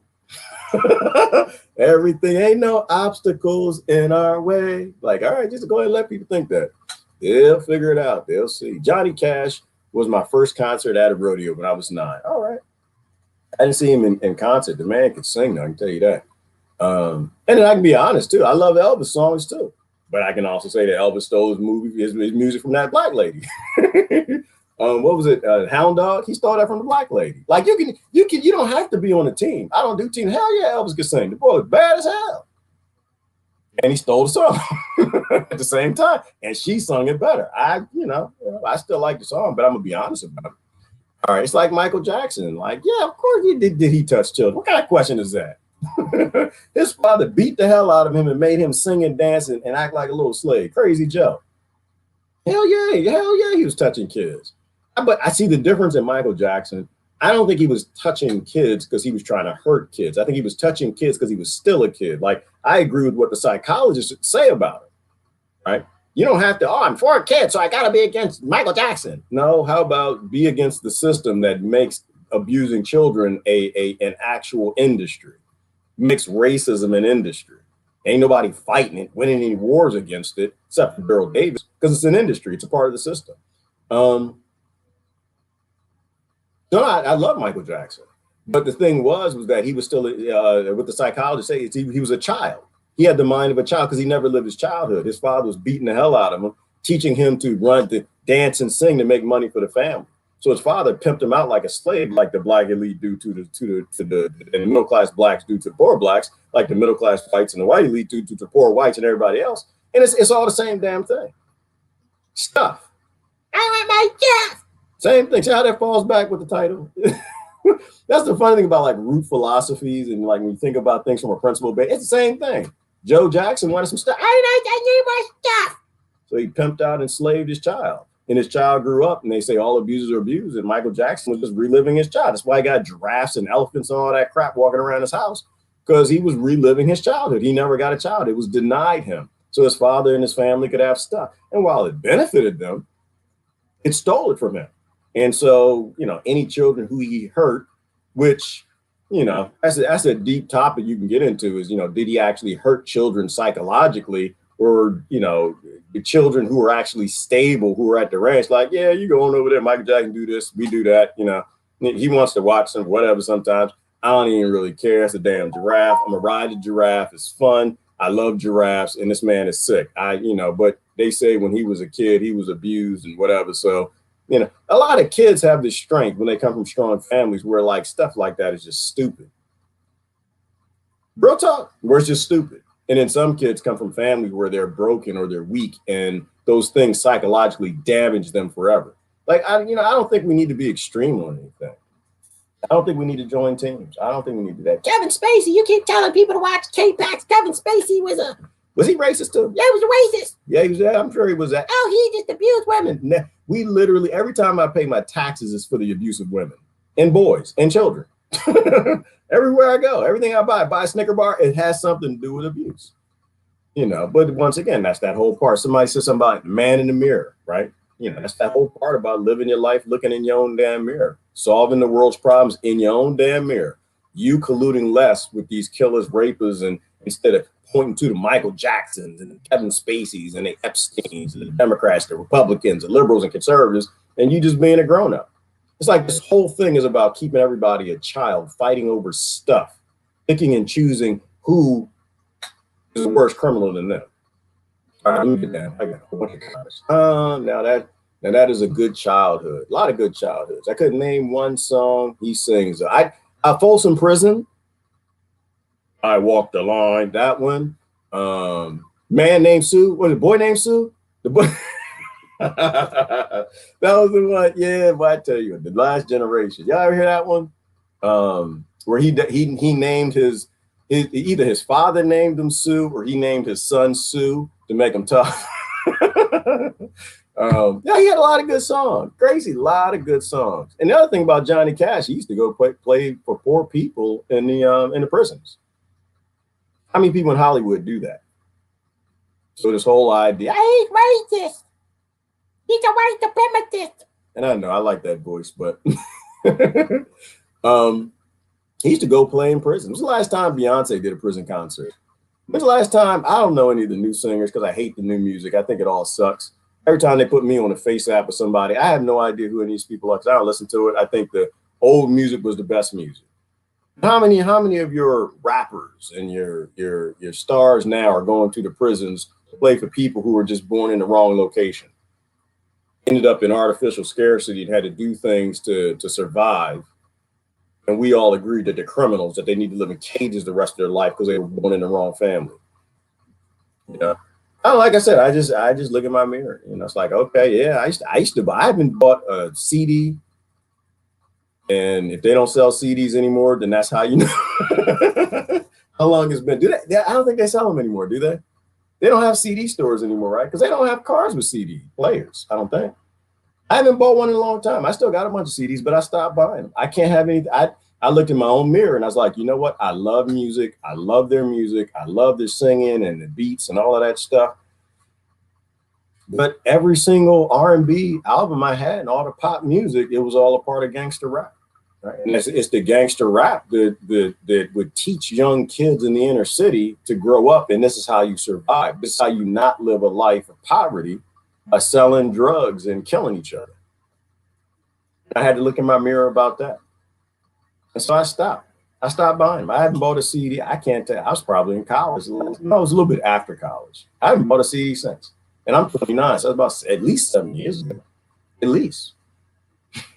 I don't want to be a part of it. I love music, but I don't want to be a part. And after a while, I move on to other music. I listen to a lot of old music. I listen to Frankie Lyme and Earth, Wind and Fire, Bob Marley. I listen to music that's happy and peaceful. I had kids who used to tell on their mama, they get in their car, oh, Adam, they go Adam. Adam does this, the whole parenting thing from a distance, dealing with family court, but I don't deal with it. We had that conversation. But yeah, when my kids used to go to their mama's house and their mom was from New York, she couldn't stop playing the rap music. They come back and tell her, like, Daddy, Mommy, listen to rap music. My kids thought rap music was evil from childhood. Because by the time they were growing up, it was. When I was young, I never listened to it. My kids have never heard me listening to rap till they got older. I still had my Biggie Smalls. I still had my Chronic and Dre and NWA and all of that. I had AC/DC and Metallica. I had all of that stuff. They heard me listen to it. Hells Bells. Kids don't need to hear that stuff. That's in my opinion. They don't need to hear that. They don't need to hear about Biggie Smalls pounding women. They don't need to hear that. You know, we listen to Norah Jones in the car. My kids laugh about it. They like, Dad, that's all you listen to. Bob Marley and Norah Jones, Jack Johnson, happy music. Well, I want my kids to be happy. You know, for the most part, I think they're happy kids. I think they grew up into happy young adults. They just tell on their mother all the time. Come home, mama's listening to rap music. That's what your mama wants to do. But, you know, me, I actually came from a father who gave up a bunch of stuff when we were born. And so I did the same thing. Different things. And that's how I can't like pop my collar and act like I'm some sort of great person or I do something that's above the normal, because I came from great parents. I had parent privilege. And I think whatever your privilege is, you're supposed to take it and do anything you can for other people who didn't have that. Most friends I know, they didn't have two parents in the house. Or a lot of them dealt with abuse. So I'll do my best to speak up for them, and I won't let you abuse them because they got white skin or black skin, or the male or female or anything, or the LGBT or Q. If you weren't dealing with it, if you didn't have to deal with it, then shut up. Love you, but shut up. You haven't been through what these people have been through. But don't abuse them because the television tells you to. You should be smart. Anyway, medical science has made such a tremendous advancement that there is hardly any healthy people left. Adolf Huxley, right, Adam? And that's how you know what the modern medical industry is for. You don't actually have to listen to the doctors who are finally telling everybody they're losing their jobs in practice for doing it. You could actually just look at their model. Obviously, we are in the sickest time possible. They're not curing anyone. They're just selling side effect treatments to keep you sick, so you'll keep buying your stuff and stuffing it in your mouth. Buying sugar, stuffing it in your mouth. Buying potato chips, stuffing it in your mouth. Why? Then you're getting sick, running to the doctor and buying more drugs. Then buy more stuff. The world is based in consumerism. All right. Enjoy whatever free speech is left, which is not much. No, it's not, Joe. It's all about to go away. All right. I've been vegan for 6 years today. All right, Christ, good to hear it. I know you're a lot healthier for it. Living outside the city might reduce electromagnetic frequencies.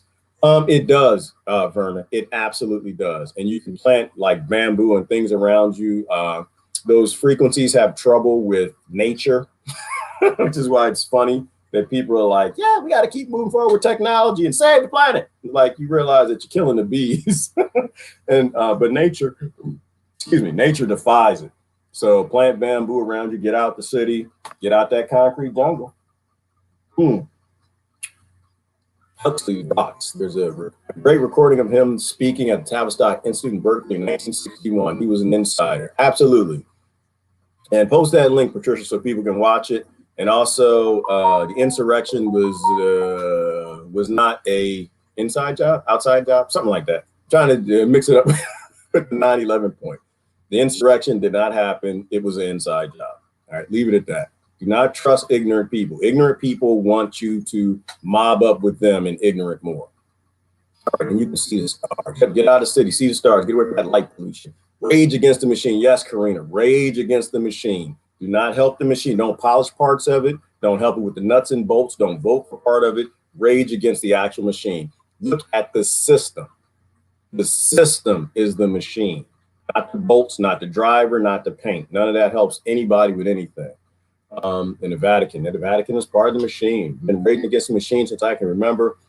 What used to be considered a defect is now a virtue. Right? Up is down. Black is white. Good is good. Good is bad. Evil is good. Like it's everything's been flipping around. But when you look at it from a principle perspective, you think about it from a everything is spiritual warfare. It's easy to understand. Left and right arm, same body. Yes, Karen Steele. It is the same damn body, same dingaling that they're gonna put in everybody if we don't cut this mess out. And he ran. Who ran?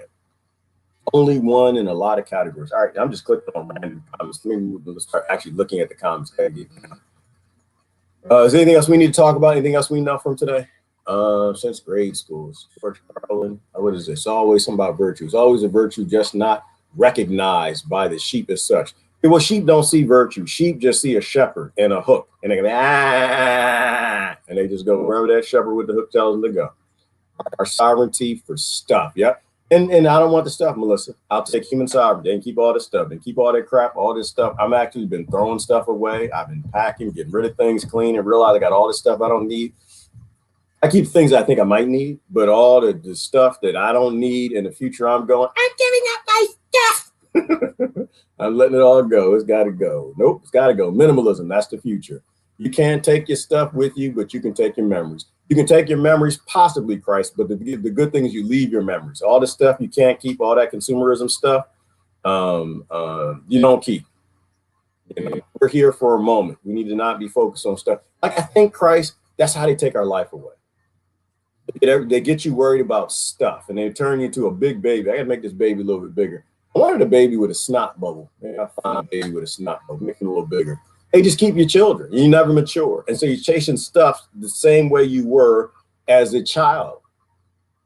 As a child. Is that brother Ed? Ed, send me, Ed, we need to do an interview, man. We need to do it. Is Ed still here? Ed, you were off the hook, brother. Off the hook. I think I saw part 2 of your globalization video. It was off the hook. We need to definitely have you on for an interview. He said, just send me a friend request. All right. I have a backpack now. Yep. And have a bug out bag too, Melissa. Stuff owns us. We don't own stuff. Yep, it does, because you can't go anywhere. You can't do anything. You got to buy a bigger house, bigger security system. Stuff begets more stuff, begets more stuff, begets more stuff. Absolutely. And so with Ed and what he was talking about, globalization, that's how it all worked. They took a whole world full of people who were all just different tribes who were sustainable and they lived well and mostly in peace, and turned them into little apathetic little bastard consumers who just want more stuff. Stuff. Anybody find that link for me? I think it was George Carlin who said it. I keep imitating it. Yeah, my stuff. That's my stuff. That's my stuff. Mine. It's mine. Maybe that was it. Was it mine or stuff? I labeled the video wrong. That's my stuff. It's mine.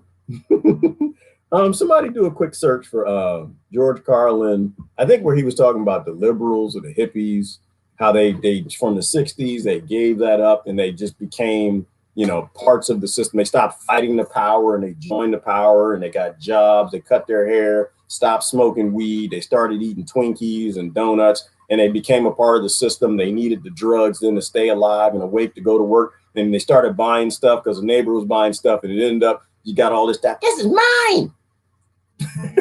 I think it was mine. I don't think it was stuff. All right. Did Zach Haller get the boot from Fascist Book? Anybody know? I don't know, but if Zach Haller said anything true, I don't know who. There's so many truth tellers out there. Then if he didn't get the boot, he eventually will. Best part, start a vacation. But it's a great thing. It's a great thing, Pat. It's a great thing because it means that the only time people will come to Facebook is when they want to live a false reality. It's a big tech site that shouldn't exist, like YouTube and all the rest of them. They shouldn't exist. You can't have monopolies. Right? They can control too many people's reality. It's a great thing that people are getting kicked off these platforms. Why? I think I almost got kicked off yesterday. I was doing a post and it said this user can't post on something. And it's like, all right, well, I know I'm pushing the limits. I'm pushing the limits. But we shouldn't be here. It shouldn't exist. No one single source should control reality. They create augmented realities for people. Like, to a degree, social media has woke a lot of people up. Yes, but also, I think it probably brainwashed more through the algorithms than it woke up. I think if you stick to principles, yeah, these tools are very powerful for like connecting with people and learning. They've been very powerful for me. But for other people, it just shows them the things that they need to see. If you're in Black Lives Matter, they're going to keep showing you things that piss you off. You're going to see videos of Black people being beat up by police all damn day. And it'll make you even more angry and more passionate over something real that you want to resolve. But then when someone tells you that, well, yeah, but police kill white men more than Black men, you can't believe it. And even after Gerard sends you the statistics from the Department of Justice to prove it to you, you don't want to go along with it. You just throw it away or you turn it into a personal attack. Instead of saying, damn it, then why in the hell do I only see pictures of Black people being beat up by police? Because they're playing me. They're brainwashing me. Street smart people get it. The people who aren't street smart, they don't get it.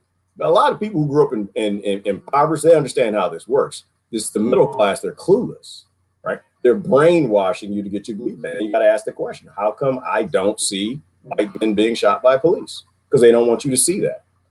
And if I were a white man or a white family and my son or father or cousin was shot by police or is regularly abused by police, and you create a group called Black Lives Matter, why I'd be pissed off. Or not pissed off, but why I would have issues with you doing that. And that I would create a group called White Lives Matter, and it's not racist, is because you threw my family under the bus. Because you refuse to accept the fact that these social media platforms have been brainwashing. So all lives do matter. That's not racist. That's called being an adult. To me. So anyway, I don't care what you believe. You can believe anything you want to believe. All I know is that I don't want a future that looks anything like today. I don't think any of these children deserve that. I don't think any of the children alive deserve their ignorant adults, their ignorant parents. All right, buy more stuff, and that includes my kids. They deserve better than me. I did the best job I could. They deserve better than me. Buy more stuff when you get to your destination. Yeah, but buy sustainable stuff, Verna. So when we get to where we're going, buy sustainable stuff. Human beings don't need a whole bunch of stuff. We don't need a whole bunch of stuff. We need very, very few things. Very few things. Freedom, roof over a head, some food and water. Everything else is a bonus. And just with that, in nature, you could live a great life. I have regretted buying many things, but never regretted traveling. Yeah, because traveling has value. You're learning things. You're meeting people. You're seeing beautiful things. Shit owns you. You don't own shit. That's it. And they'll take it too. Was that the NDA Act that Obama wrote? Said he can take anything he wants. He owns it all. Your shit ain't even your shit. My stuff. Nope. That was United States Incorporated with the NDAA wrote that act. Said, nope. Your stuff is their stuff. And in a time of emergency, they can take it anytime they want. And that's how that plays out. Like they're like people who somebody did a good video earlier. And they were talking about how, Trump signed the Insurrection Act last night or something like that, blah, blah, blah, blah. We're in a state of emergency. I'm like, that's not a good thing. That means the government owns your car and your socks and your polka dot drawers. They own all of it. And they can take it anytime they want. And your gold and your guns. And they got the police to do that. They have the military police state to do that. And they got the records to do that. But that's what they do is they play all sides against themselves in the middle. All right, agree, I have it here. All right, let me get down to the comments. I'm going to get out of here. I was going to play George Carlin stuff, but you can go look it up. I think a lot of times these things are setups. When you play them, you end up going, they'll hit you on a copyright strike. I try to avoid that. All right, let's get that. Boom, boom, boom. A pit bull and Chihuahua don't know they're different. No, they don't, because wolves, they don't care. Like I like the, when you look at other countries, the feral dogs that run through the street, they all roll together. The pit bull, the mutt, the bulldog, they're all rolled together. They're not as ignorant as we are. Or we look at someone's skin or their hair or their gender, or if they like boys or if they like girls, or if they, like they don't do that. Wolves are significant. That's why wolves were here before us and they'll be here after us, because they're small and we call them dogs. Even though we abuse them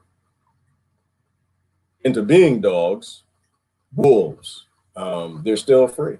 And that's probably why they're happy. All right, birds of a feather. Yep, birds of a feather flock together, and that's how they make them ignorant. We get them all flocking together. You can shoot them all with buckshot. Group thing. Or a satellite that has a 5G like type weapon. Neither do children see the difference between black and white. Either literally the adopted black daughter from a friend thinks she's white, or very, very young. Yeah, kids don't see it, Christine. I never saw it. I never saw it. My problem was, Christine, I grew up in a place where there were multiple races. I didn't have, the racism didn't really set in. The race difference thing, it didn't really set in. There were white people I liked and white people I didn't like. Black people I liked, black kids I didn't like. Hispanic people I liked, Hispanic people I didn't like. Asian people, I pretty much liked all of them. They were all cool with me. Because the Asian people, they stayed low in the Washington, D.C. area. They just like, you know what? Y'all are all ignorant. We're going to lay low. And they just laid low. One of my friend Philip let me cheat off his math test. So we were good. Oh, that's probably not going to go well. But real talk, I am rough probably when I talk about people who have my identities, but I do that for a reason. But I also accept the fact that it's hard for people to see it. And that's the only thing that I ask y'all to try to do, is try to give them a little room to start to see it. It's so hard. It took me a long time before I really realized that these little movements aren't designed to help. They're designed to hurt. They're designed to keep the system. And there were people who were patient with me, and so that's the only thing that I ask y'all do when you run into somebody who's young and a little indoctrinated into ignorance, is give them time, give them the education, but then give them time to start to see it, and have a little patience. I'm patient with everybody I meet, for the most part, especially young people under the age of 26. They don't know any better. They were raised into the world and they were taught this is how the world works and this is what they're supposed to do. Older people, I have less patience for. My niece, who is white, also said she wants to be a strong black woman when she grew up. And that's good, Christ, she should be. Like, what would the world be like if all young black people wanted to grow up to be strong white people and all the young white people want to grow up to be strong black people? And they kind of do, too, in a weird way. Some do, which I can't explain. But I think it's mostly when there's interracial stuff happening in families. But if you grew up around all one person, then you kind of lock in with that person. My son in kindergarten was telling me about a new friend. I was trying to place him mentally. I asked, is he black?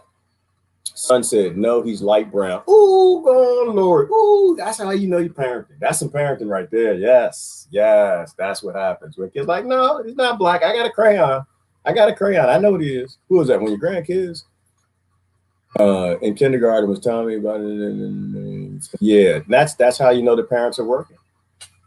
You got to get away from the narrative, y'all. Slave owners, railroad tycoons, and robber barons, and Maryland and Virginia literally called you racist, made them up just to steal the land from you and to convince you to not get together in another labor revolution, which is Bacon's rebellion. You should know better. Don't, let it go. If the source came from dark vibing, dark narratives, it's not a good thing. Like that minimum wage thing that they got from South Africa, right? We know what that's designed to do. People don't. They're like, oh, well, because most people are well-meaning. Like, oh, the TV said minimum wage is a good thing. No, that's how you actually keep people who are underskilled from having jobs. And then they have to go into lives of crime. Minimum wage, in that understanding, will be one of the greatest proponents of mass incarceration to come after this whole Patriot Act 2.0 gets rolled out. Because the people who can't work got to turn to crime. They don't have a choice. People can't see it. You know, the problem isn't that you don't make enough money and jobs don't pay enough. The problem is the prices are too high. And that's a means of saying, well, then why does money even exist anyway? We have the technology to get rid of it. So why do we even have this crap anymore? Right? To keep everybody enslaved to debt. That's it. All right, we're done shaving grandma. Now shaving the children. Yeah, we don't. Yeah, Michael Jackson did that bow font. Didn't work out too well for him. All right, Q gives people the much needed help of hope they're reaching. Yeah, and hope is important, Verna. It is. The problem with hope, though, is when it's hope and bullshizzle, it backs the system, right? You know, the hope I was given was in these things called Blacks in Government, a group called Big. My father was a part of. You know, the Black Caucus. Yeah, they're going to help us. They're here to help us. And they were the ones who voted for the crime bill. Don't give them false hope, because then you end up cheering something that either causes the problem or you're off distracted. And so instead of like all the people hashtag save the children, Werner, if they were out there creating grassroots organizations, checking into foster care, checking into child protective services, questioning their politicians on why they're not changing the policies, why they're not listening to the social workers, how you can have so many kids go missing, how come social workers have such a caseload they couldn't even keep up with the children they wanted to. Instead of doing that, they kind of just sat back and they expected Q and Donald Trump to do it. So false hope gets people killed, you know. And that was my take on it. Like I said, I found Q interesting at first, and then when someone told me that he's secret and quiet and nobody knows who he is, and I was like, no, they know everybody. And if they're not doing it, if the deep state's not doing anything about it, then he is actually working for them. He's just within another acronym agency. Same with George Soros and Black Lives Matter and all this stuff. If they weren't busy out protesting Black Lives Matter with Sharpie signs, they actually could have been helping people in the inner city, black or white. I mean, I prefer y'all work for everybody best that you can. I prefer that y'all try to see babies as babies, kids as kids, youth as youth, the color of their skin. But you could have been helping them go off grid. You know, George Soros could have gave you $100 million. You could say, you know what? $100 million can buy a lot of land. It can help people do it. It can get a lot of people out of inner city environments, kids who just want to go to school and not have to join a gang to be safe and not be raped or shot. They could homeschool from an off-grid community. You could do a lot of good with a very little bit of money if you know how to spend that money. But you know, we get too tribal, and that's the danger of Q. That's the danger of Black Lives Matter. That's the danger of Democrats. That's the danger of Republicans. That's the danger of labeling conservatives or groups, because groupthink takes over. Q is probably the most obvious psyop in recent history. Yes, I know Facebook and social media in general is a psyop too. All is, Brother Harsh. All absolutely is. All is a psyop, 100%. And the sooner we realize these are just adult video games, the sooner we can move on and do important things. All right, children raised by DCF very often grow up and work for DCF. Yeah, they do. And there was a statistic in Texas, Rebecca, back when I used to be involved with children's rights. They showed that it was something like 60 to 80% of the prison systems in Texas were all kids that came from foster care. And that just answers everything that we should know. And I'm sure that statistic isn't too far off now. It's probably worse.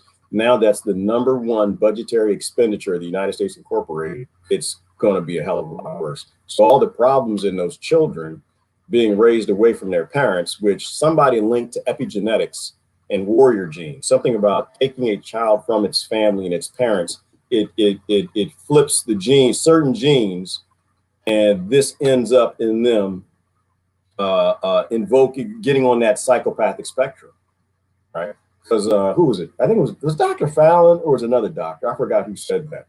That just removing a parent, it could have some sort of an evolutionary response where their parent is dead to them, and so now we live in a violent time, which is why they call it the warrior genes, and starts turning up aggression, starts turning down fear, turning down empathy. Why? Because obviously a short-faced bear ate mom. And now I'm living with another group or another tribe, so I need to be more violent and more conflict. We used to post this stuff all the time. I haven't looked at the warrior genes in a long time.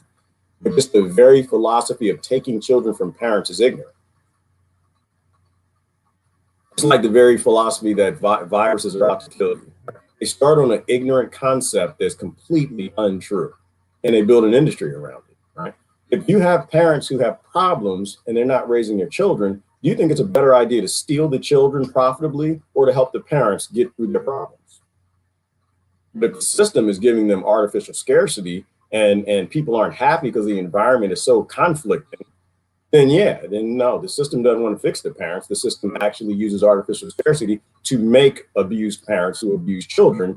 And for whatever reason, you can, process for yourself and try to answer that question. Maybe they just don't care, or maybe they want more psychotic people in your society. Maybe it scares you. Maybe it helps build up the police state. Maybe encouraging peaceful protests to be violent, maybe showing only clips from protests that are peaceful and making everyone think that they're violent helps you to create a Patriot Act 2.0. I kind of feel like we should probably look at that real quick. I think Kim Iverson did a good video on false hope is the worst kind of hope. Yep, because when it drops, what happens, Lori? When that hope goes away, you might actually get your civil war. When that hope disappears, people flip out. And the other reason that Trump might be being silenced by big tech is just because of the CIA. They just want the response from it. They know when people can't voice their opinions, they become violent. And that's probably what I'd do. If I were the CIA and I made my money on conflict, like George Soros made his money on destabilizing currencies and societies, that's how the CIA makes their money, on destabilizing societies. I'd silence Donald Trump. Why? Because it would piss them off, and it would get them to do something that would gain me billions in embezzlement from the new coming digital dollar. I don't know. It all makes sense to me, but that's the worst kind of hope, is your hope gets built up and it's dropped, and then you're capable of anything. Your business was destroyed from a government, not a virus. You lost your job from a government, not a virus, and now you're capable of anything. So warrior genes are for. They're there for survival. And that's why I think, everything's a psyop. I think they're psychologically just playing us into what they always want us to do. Give people false hope and drop them. And then you grab them, throw them in prison, or just shoot them. And then you get new police state laws because of it. And that's what the whole Patriot Act 2.0 is probably going to be fueled on. The white supremacists are coming, so we need more laws to stop them. We need a Patriot Act 2.0 to stop insurrection. And that's how this system works. It plays everybody into what it wants them to do.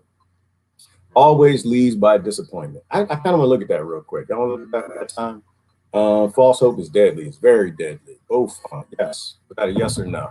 Sometimes I do these long, and I kind of think that I should shorten the videos, maybe just do like an hour conversation. It's just so hard to have a conversation.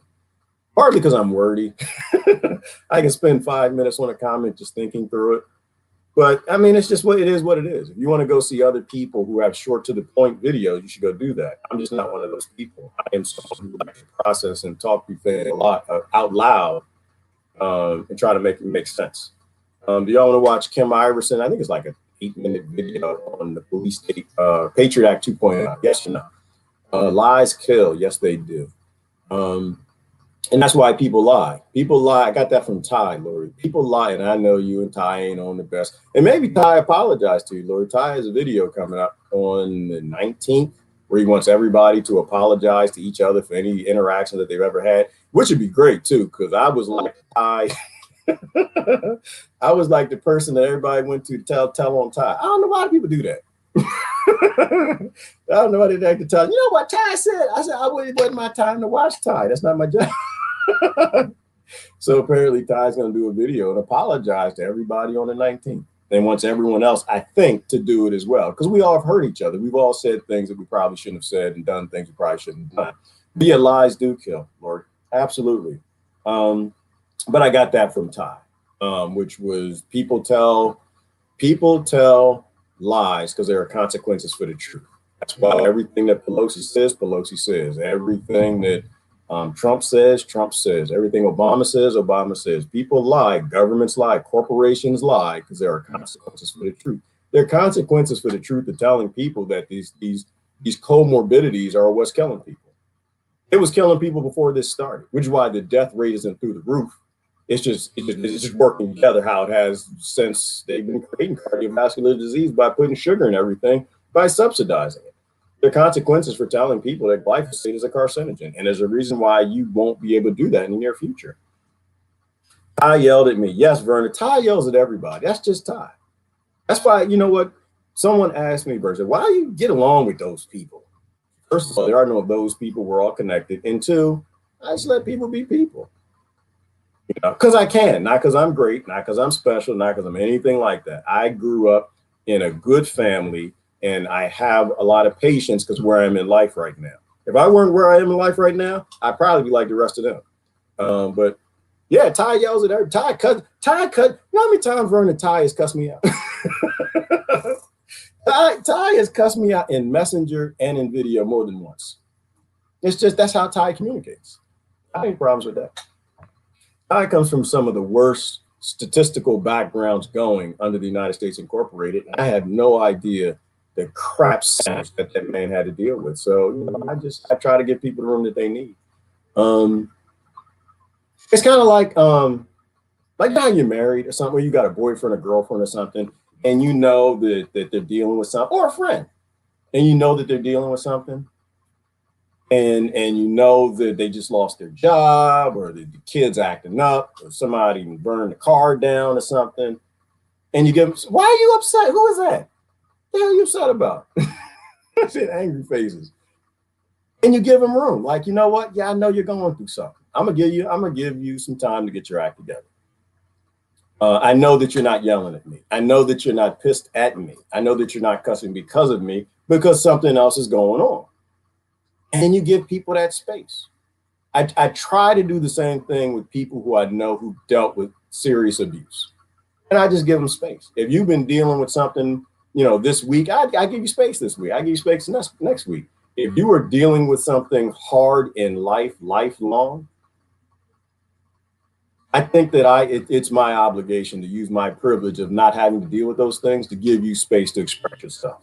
And instead of looking at it like you're cussing at me, I'm going to look at it for, I did something perhaps that triggered you. I said something that triggered you, but you got a whole lot of other crap that you're dealing with that I'm not. And so I'll use where I'm at to try to give people the room to express. When people can't vent, bad things happen.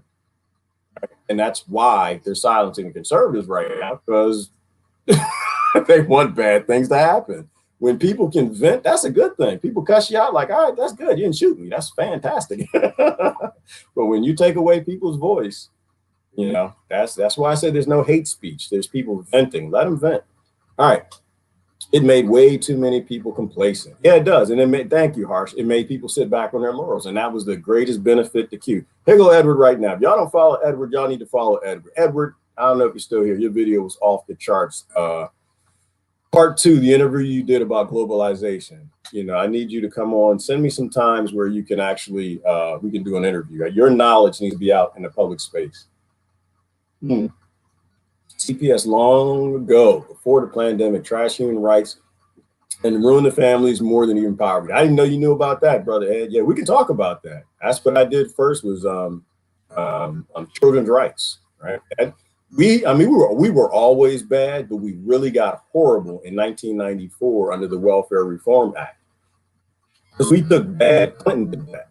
And he did it with the Republicans and Democrats. They always work together on this crap. But that's when they took billions of dollars and they said, okay, here you go, states, here's billions of dollars, go save the children. You know, but the money is only if you're taking children from their parents. That's legislated human trafficking. So what would cash-strapped broken states do? Right after that, the family court system became the most profitable department in all states because they started taking children. Yeah. And the excuse didn't really matter. Well, because if we take the children, yeah, we're saving them. Like everyone's convinced they're doing the right thing. And now they're building roads, they're fixing things, where they have money for agriculture and all the good things that are happening. And they feel like they're saving children. And meanwhile, these children are becoming psychopaths because they're being stolen from their parents. We literally made an industry to do that. And they have not stopped. Title 4E is still in effect, the best that I know of. It allocates billions of dollars to take children from their parents. They feed our fear. Yeah, they do. And they do that with child abuse as well. Take children from impoverished families, then pay foster parents to raise kidnapped children. Amen. And this is not a good idea. It's slavery, Rebecca. It's slavery. but there also are good foster parents. It's, you know what, Rebecca, this is why I'm just always on the fence on everything too. Because even like, because you would think of that statement, you're like, oh man, foster parents are horrible.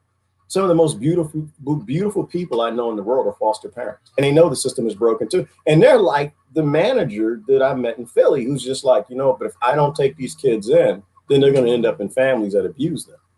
And there's some foster parents who secretly they do the best they can to keep a relationship between the parents and the kids as well. They're not just trying to have a kid and own a kid, you know. And that hits on that root philosophy, Rebecca. That we don't own children.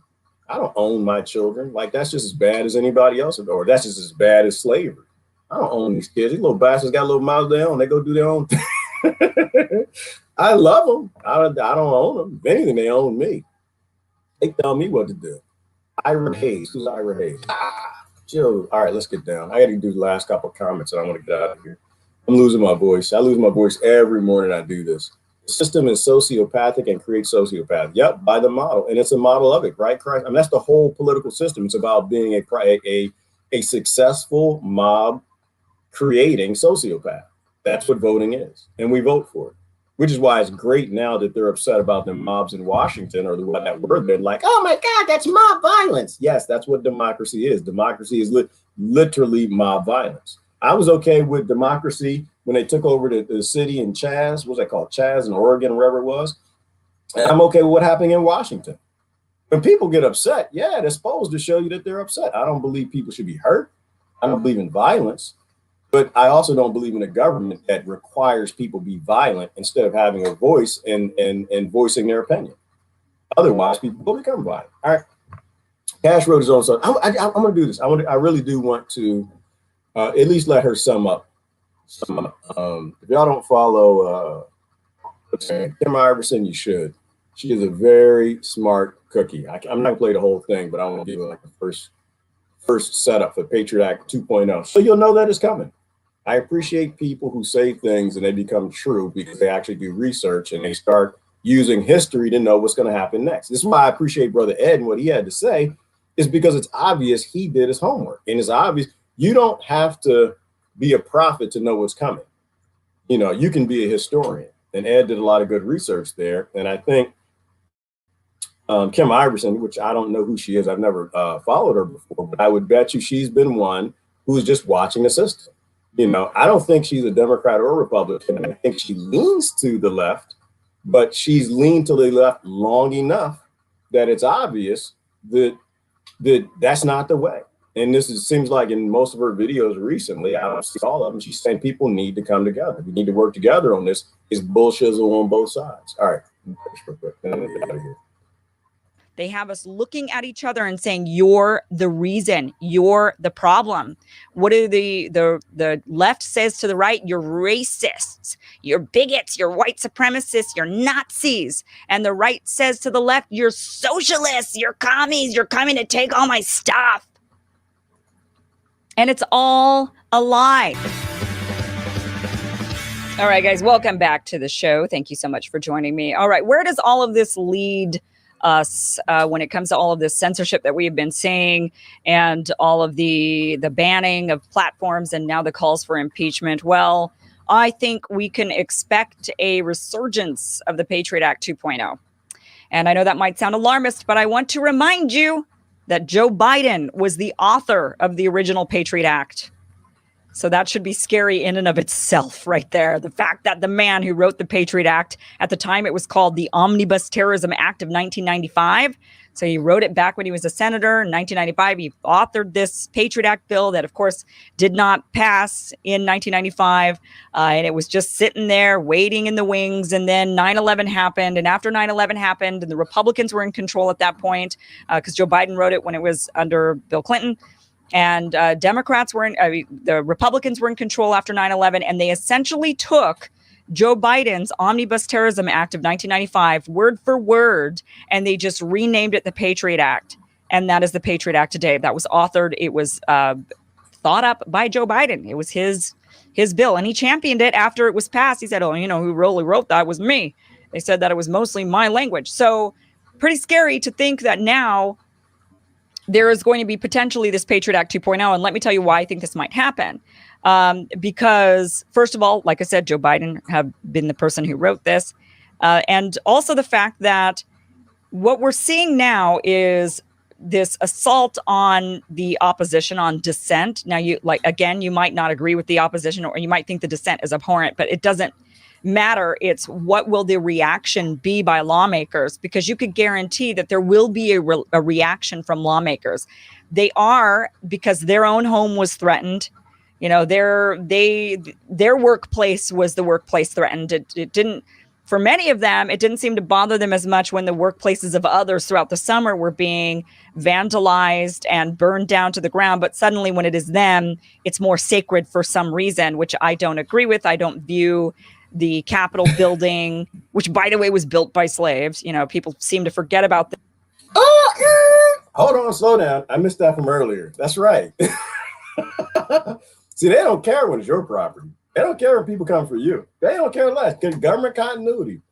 Again, there could be zombies out there, the Stay Puft Man, Godzilla, some aliens, the Russians are coming, the immigrants, whoever's trying to come to kill you, MS-13, Black Lives Matter, somebody coming for you, they don't give two damns. They got government continuity. They have bunkers. They will go hide if they need to. But if you show as a slave, if you show any bit of insurrection, if you show any bit of being upset about the slave plantation, that's when they get upset, when you're willing to threaten master's house. And master's house was built by slaves anyway. That was a good point. It's interesting. And this is what I love about looking at it from a root perspective. It's so an impartial perspective, right? So when you're knocking down the statues, it's okay. They cheer that. They love that to death. They use that for votes. But when you're going to knock down a building that slaves, and they didn't even go to do that. The Trump voters just went out there to say they want Donald Trump to be the president. That's it. They just went out there to say they got cheated and they got played. They got played the same way that the other protesters did. They were all mostly peaceful. I have friends who went to the protest, people. They were standing around eating hot dogs, singing songs. They were doing the hippie thing. They were peaceful people. The same thing with most Black Lives Matter protests. And this is why I don't do any of the ignorant extremes. I just sit back and I listen to the news, and the news is like, oh, the violent protest, the violent protest, the violent protest. I'm like, wait a minute.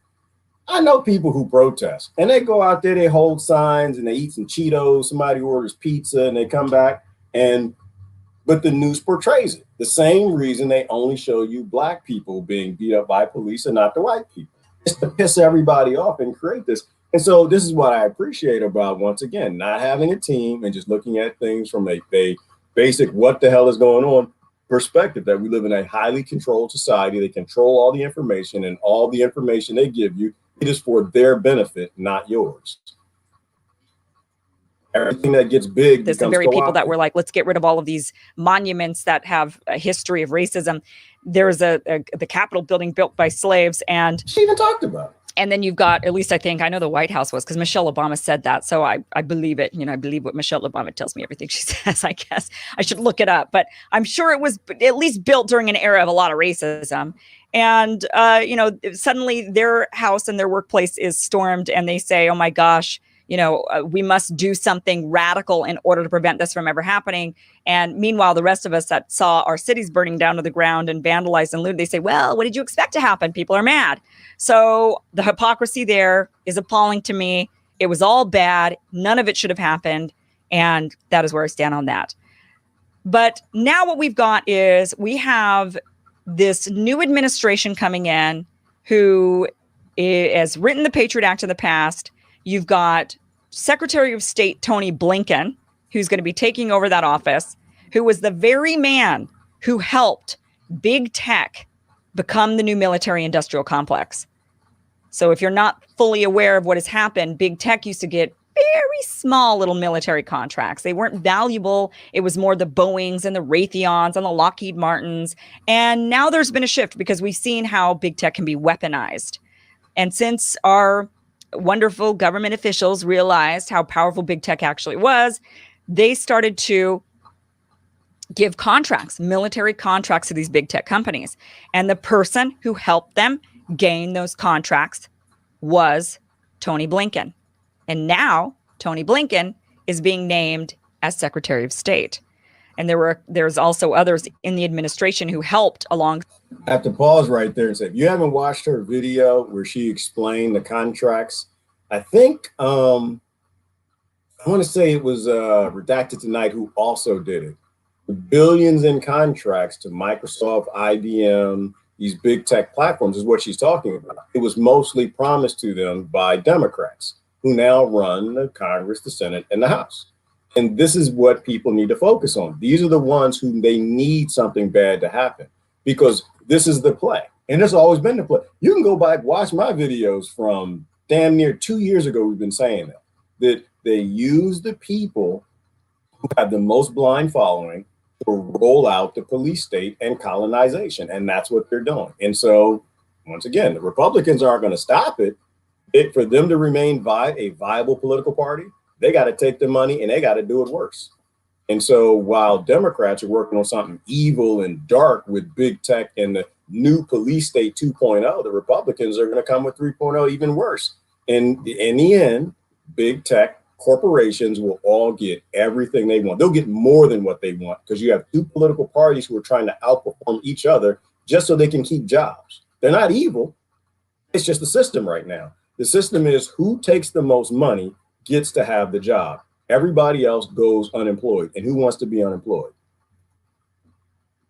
Alongside Tony Blinken, but he was the founder of the organization, of the consultancy firm that helped these big tech companies secure billions upon billions upon billions of military contracts. And it will only get worse. They are only going to get more of those contracts because they are, mark my words, the new military industrial complex. We are going to be entering in a new era where actual traditional warfare is not going to be the norm. It is going to be more behind the scenes cyber. And that is where big tech is headed. And Tony Blinken, our incoming Secretary of State, helped that. So I think what we've seen this 4 years of this escalation of this that will lead to this moment where in the last 4 years, they started off by saying we have to stop Russian disinformation, right? So they said we have to stop the spread of disinformation by maleficent foreign actors. They are the ones who want to harm our country. And we, as these American patriots, need to get together and stop Russian disinformation. That's how it started. And then it blossomed into stop Nazis. Yes, they might not be foreigners. They might not be Russians, but they're here, they're American, they're Nazis. And now we've got to stop those Nazis. So they weaponized big tech and started bringing them in for congressional hearings. We saw this over and over again. Mark Zuckerberg and Jack Dorsey and the CEO of Google and Facebook, all these guys are brought in there and Congress is yelling at them to, what are they going to do to stop the lies, is what Alexandria Ocasio-Cortez said to them. What are you going to do to stop the lies? You're going to allow lies on your platform? So then it was stop Nazis. And now it has turned into stop Trump supporters. You got to stop Trump supporters. And you have to remember that big tech donates overwhelmingly to Democrats, to the Democratic Party. They are the massive amounts of big tech donations go to the Democrats and very little go to Republicans. So this is why they are now complicit in helping them get into power. They're complicit in helping them maintain power, and they're going to be complicit in helping them silence dissent. Absolutely. And let's be fair about that. Why? Why are the Democrats taking more money?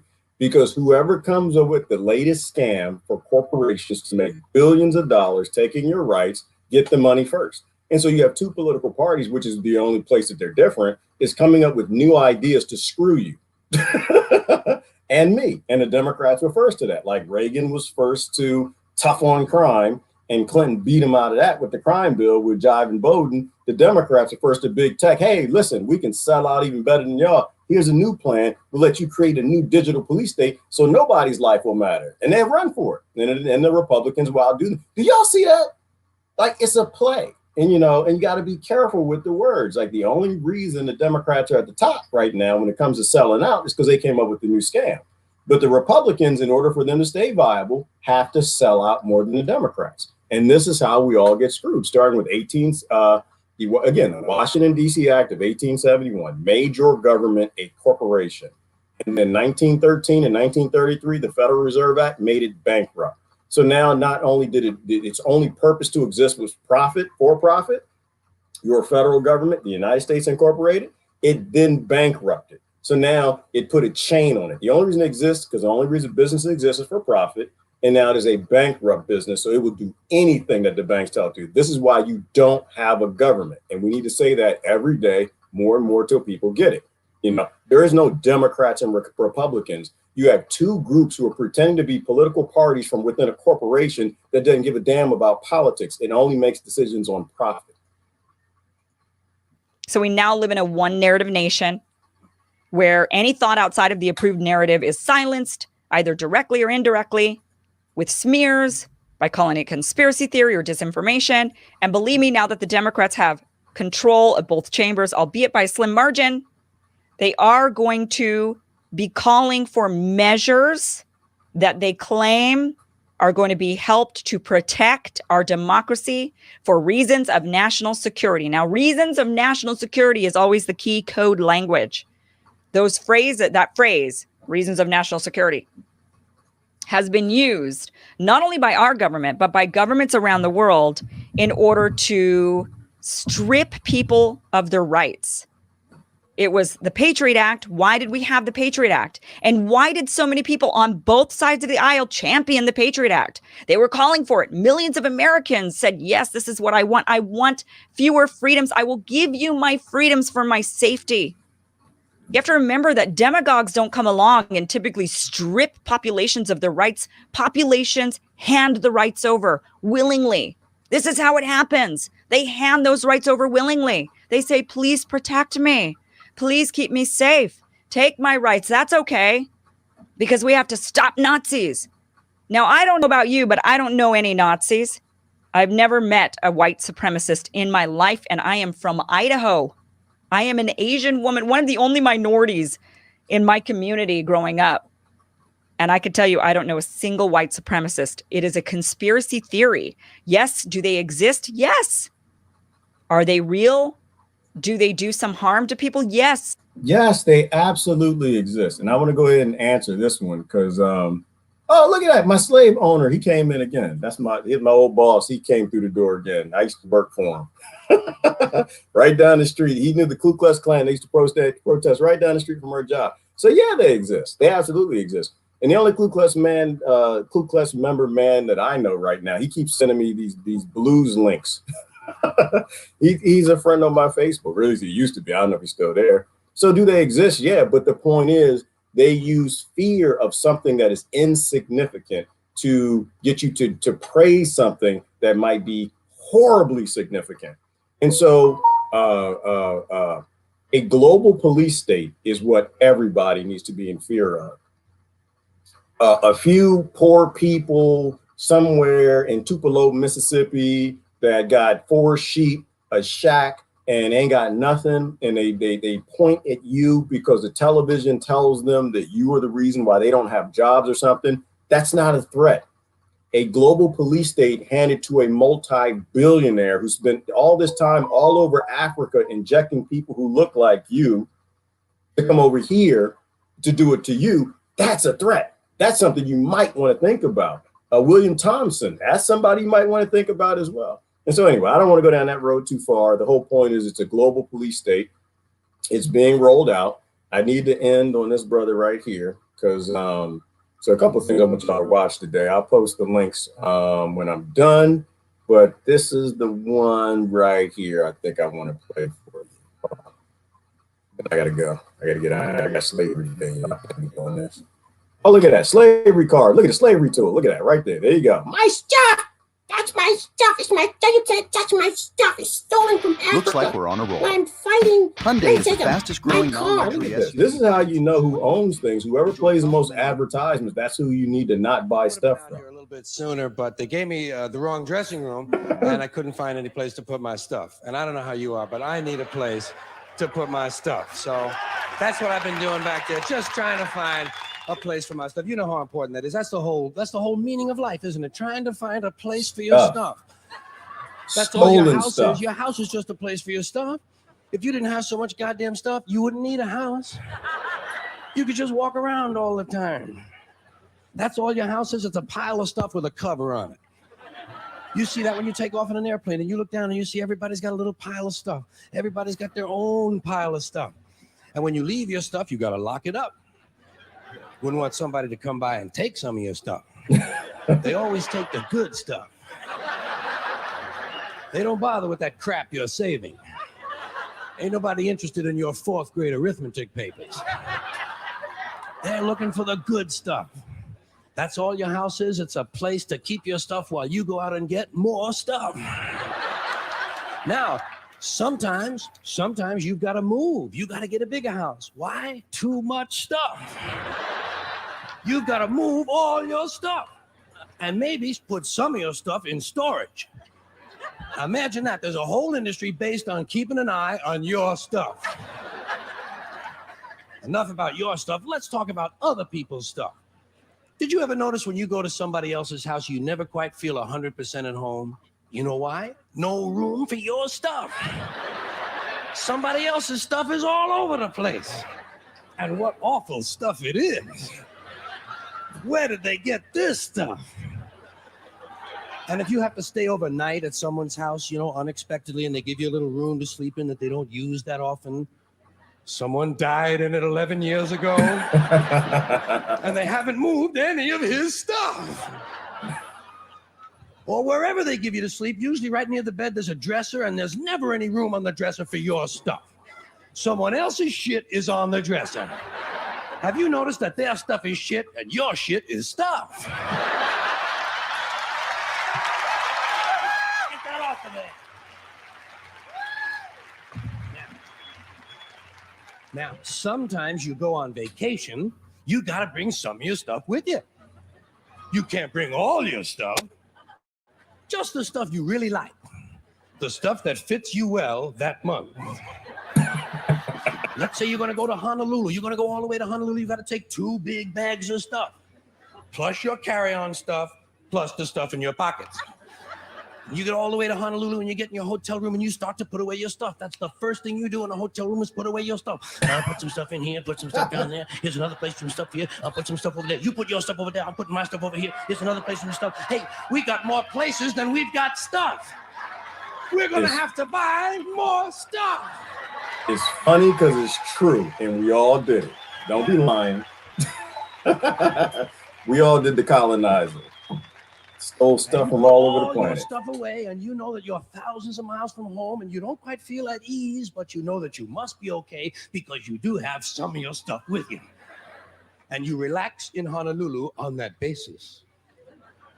That's when your friend from Maui calls and says, hey, why don't you come over to Maui for the weekend? Spend a couple of nights over here. Oh, shit, no. Now what stuff do you bring? Right, you've got to bring an even smaller version of your stuff. Just enough stuff for a weekend on Maui. And you get over, and you're really spread out now. You've got shit all over the world. You've got stuff at home, stuff in storage, stuff in Honolulu, stuff in Maui, stuff in your pockets. Supply lines are getting longer and harder to maintain. All colonized lands, you get over to your friend's house in Maui and they give you a little place to sleep and there's a little window ledge or some kind of a small shelf and there's not much room on it, but it's okay because you don't have much stuff now. And you put what stuff you do have up there. You put your imported French toenail clippers, your odor readers with the 45-day guarantee, your cinnamon flavored dental floss, and your Afrin 12-hour decongestant nasal spray. And even though you're a long way from home, you know that you must be okay because you do have your Afrin 12-hour decongestant nasal spray. And you relax in Maui on that basis. That's when your friend says, hey, I think tonight we'll go over the other side of the island, stay at my friend's house overnight. Oh, shit, no. No, what do you bring? Now you just bring the things you know you're going to need. Money, keys, comb, wallet, lighter, hanky, pen, cigarettes, contraceptives, Vaseline, whips, chains, whistles, dildos, and a book.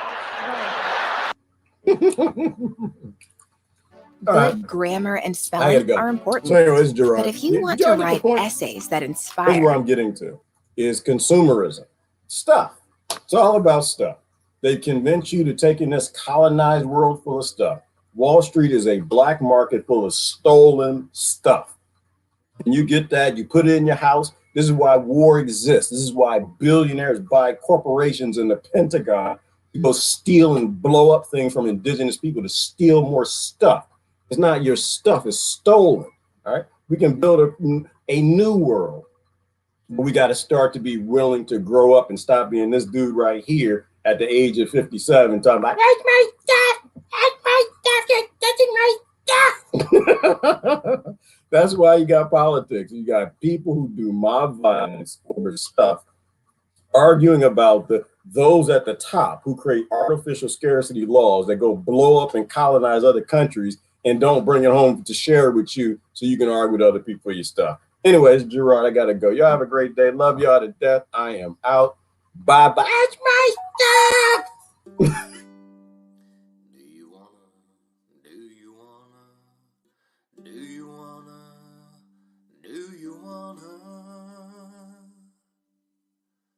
Break the chains that bind me, 'cause I wanna break the chains that bind you. Do you wanna set the world free, have perfect harmony? Isn't it time for that? Do you wanna free, boom, boom, boom, free the people? Do you wanna free, boom, boom, boom, free the people from the bottom to the top? Make modern slavery stop. Do you wanna let go of the prisoners? See everyone happy.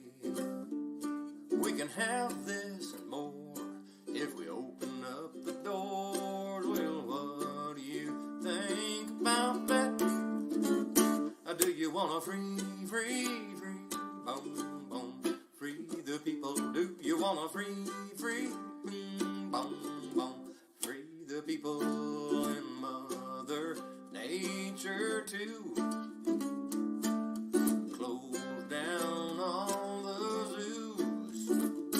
Do you wanna boom, boom, boom, boom, boom? Do you wanna boom, boom, boom, boom, boom? Do you wanna free, boom, boom, free the people? Do you wanna free, boom, boom, boom, free the people from the bottom to the top? Make modern slavery stop. Do you wanna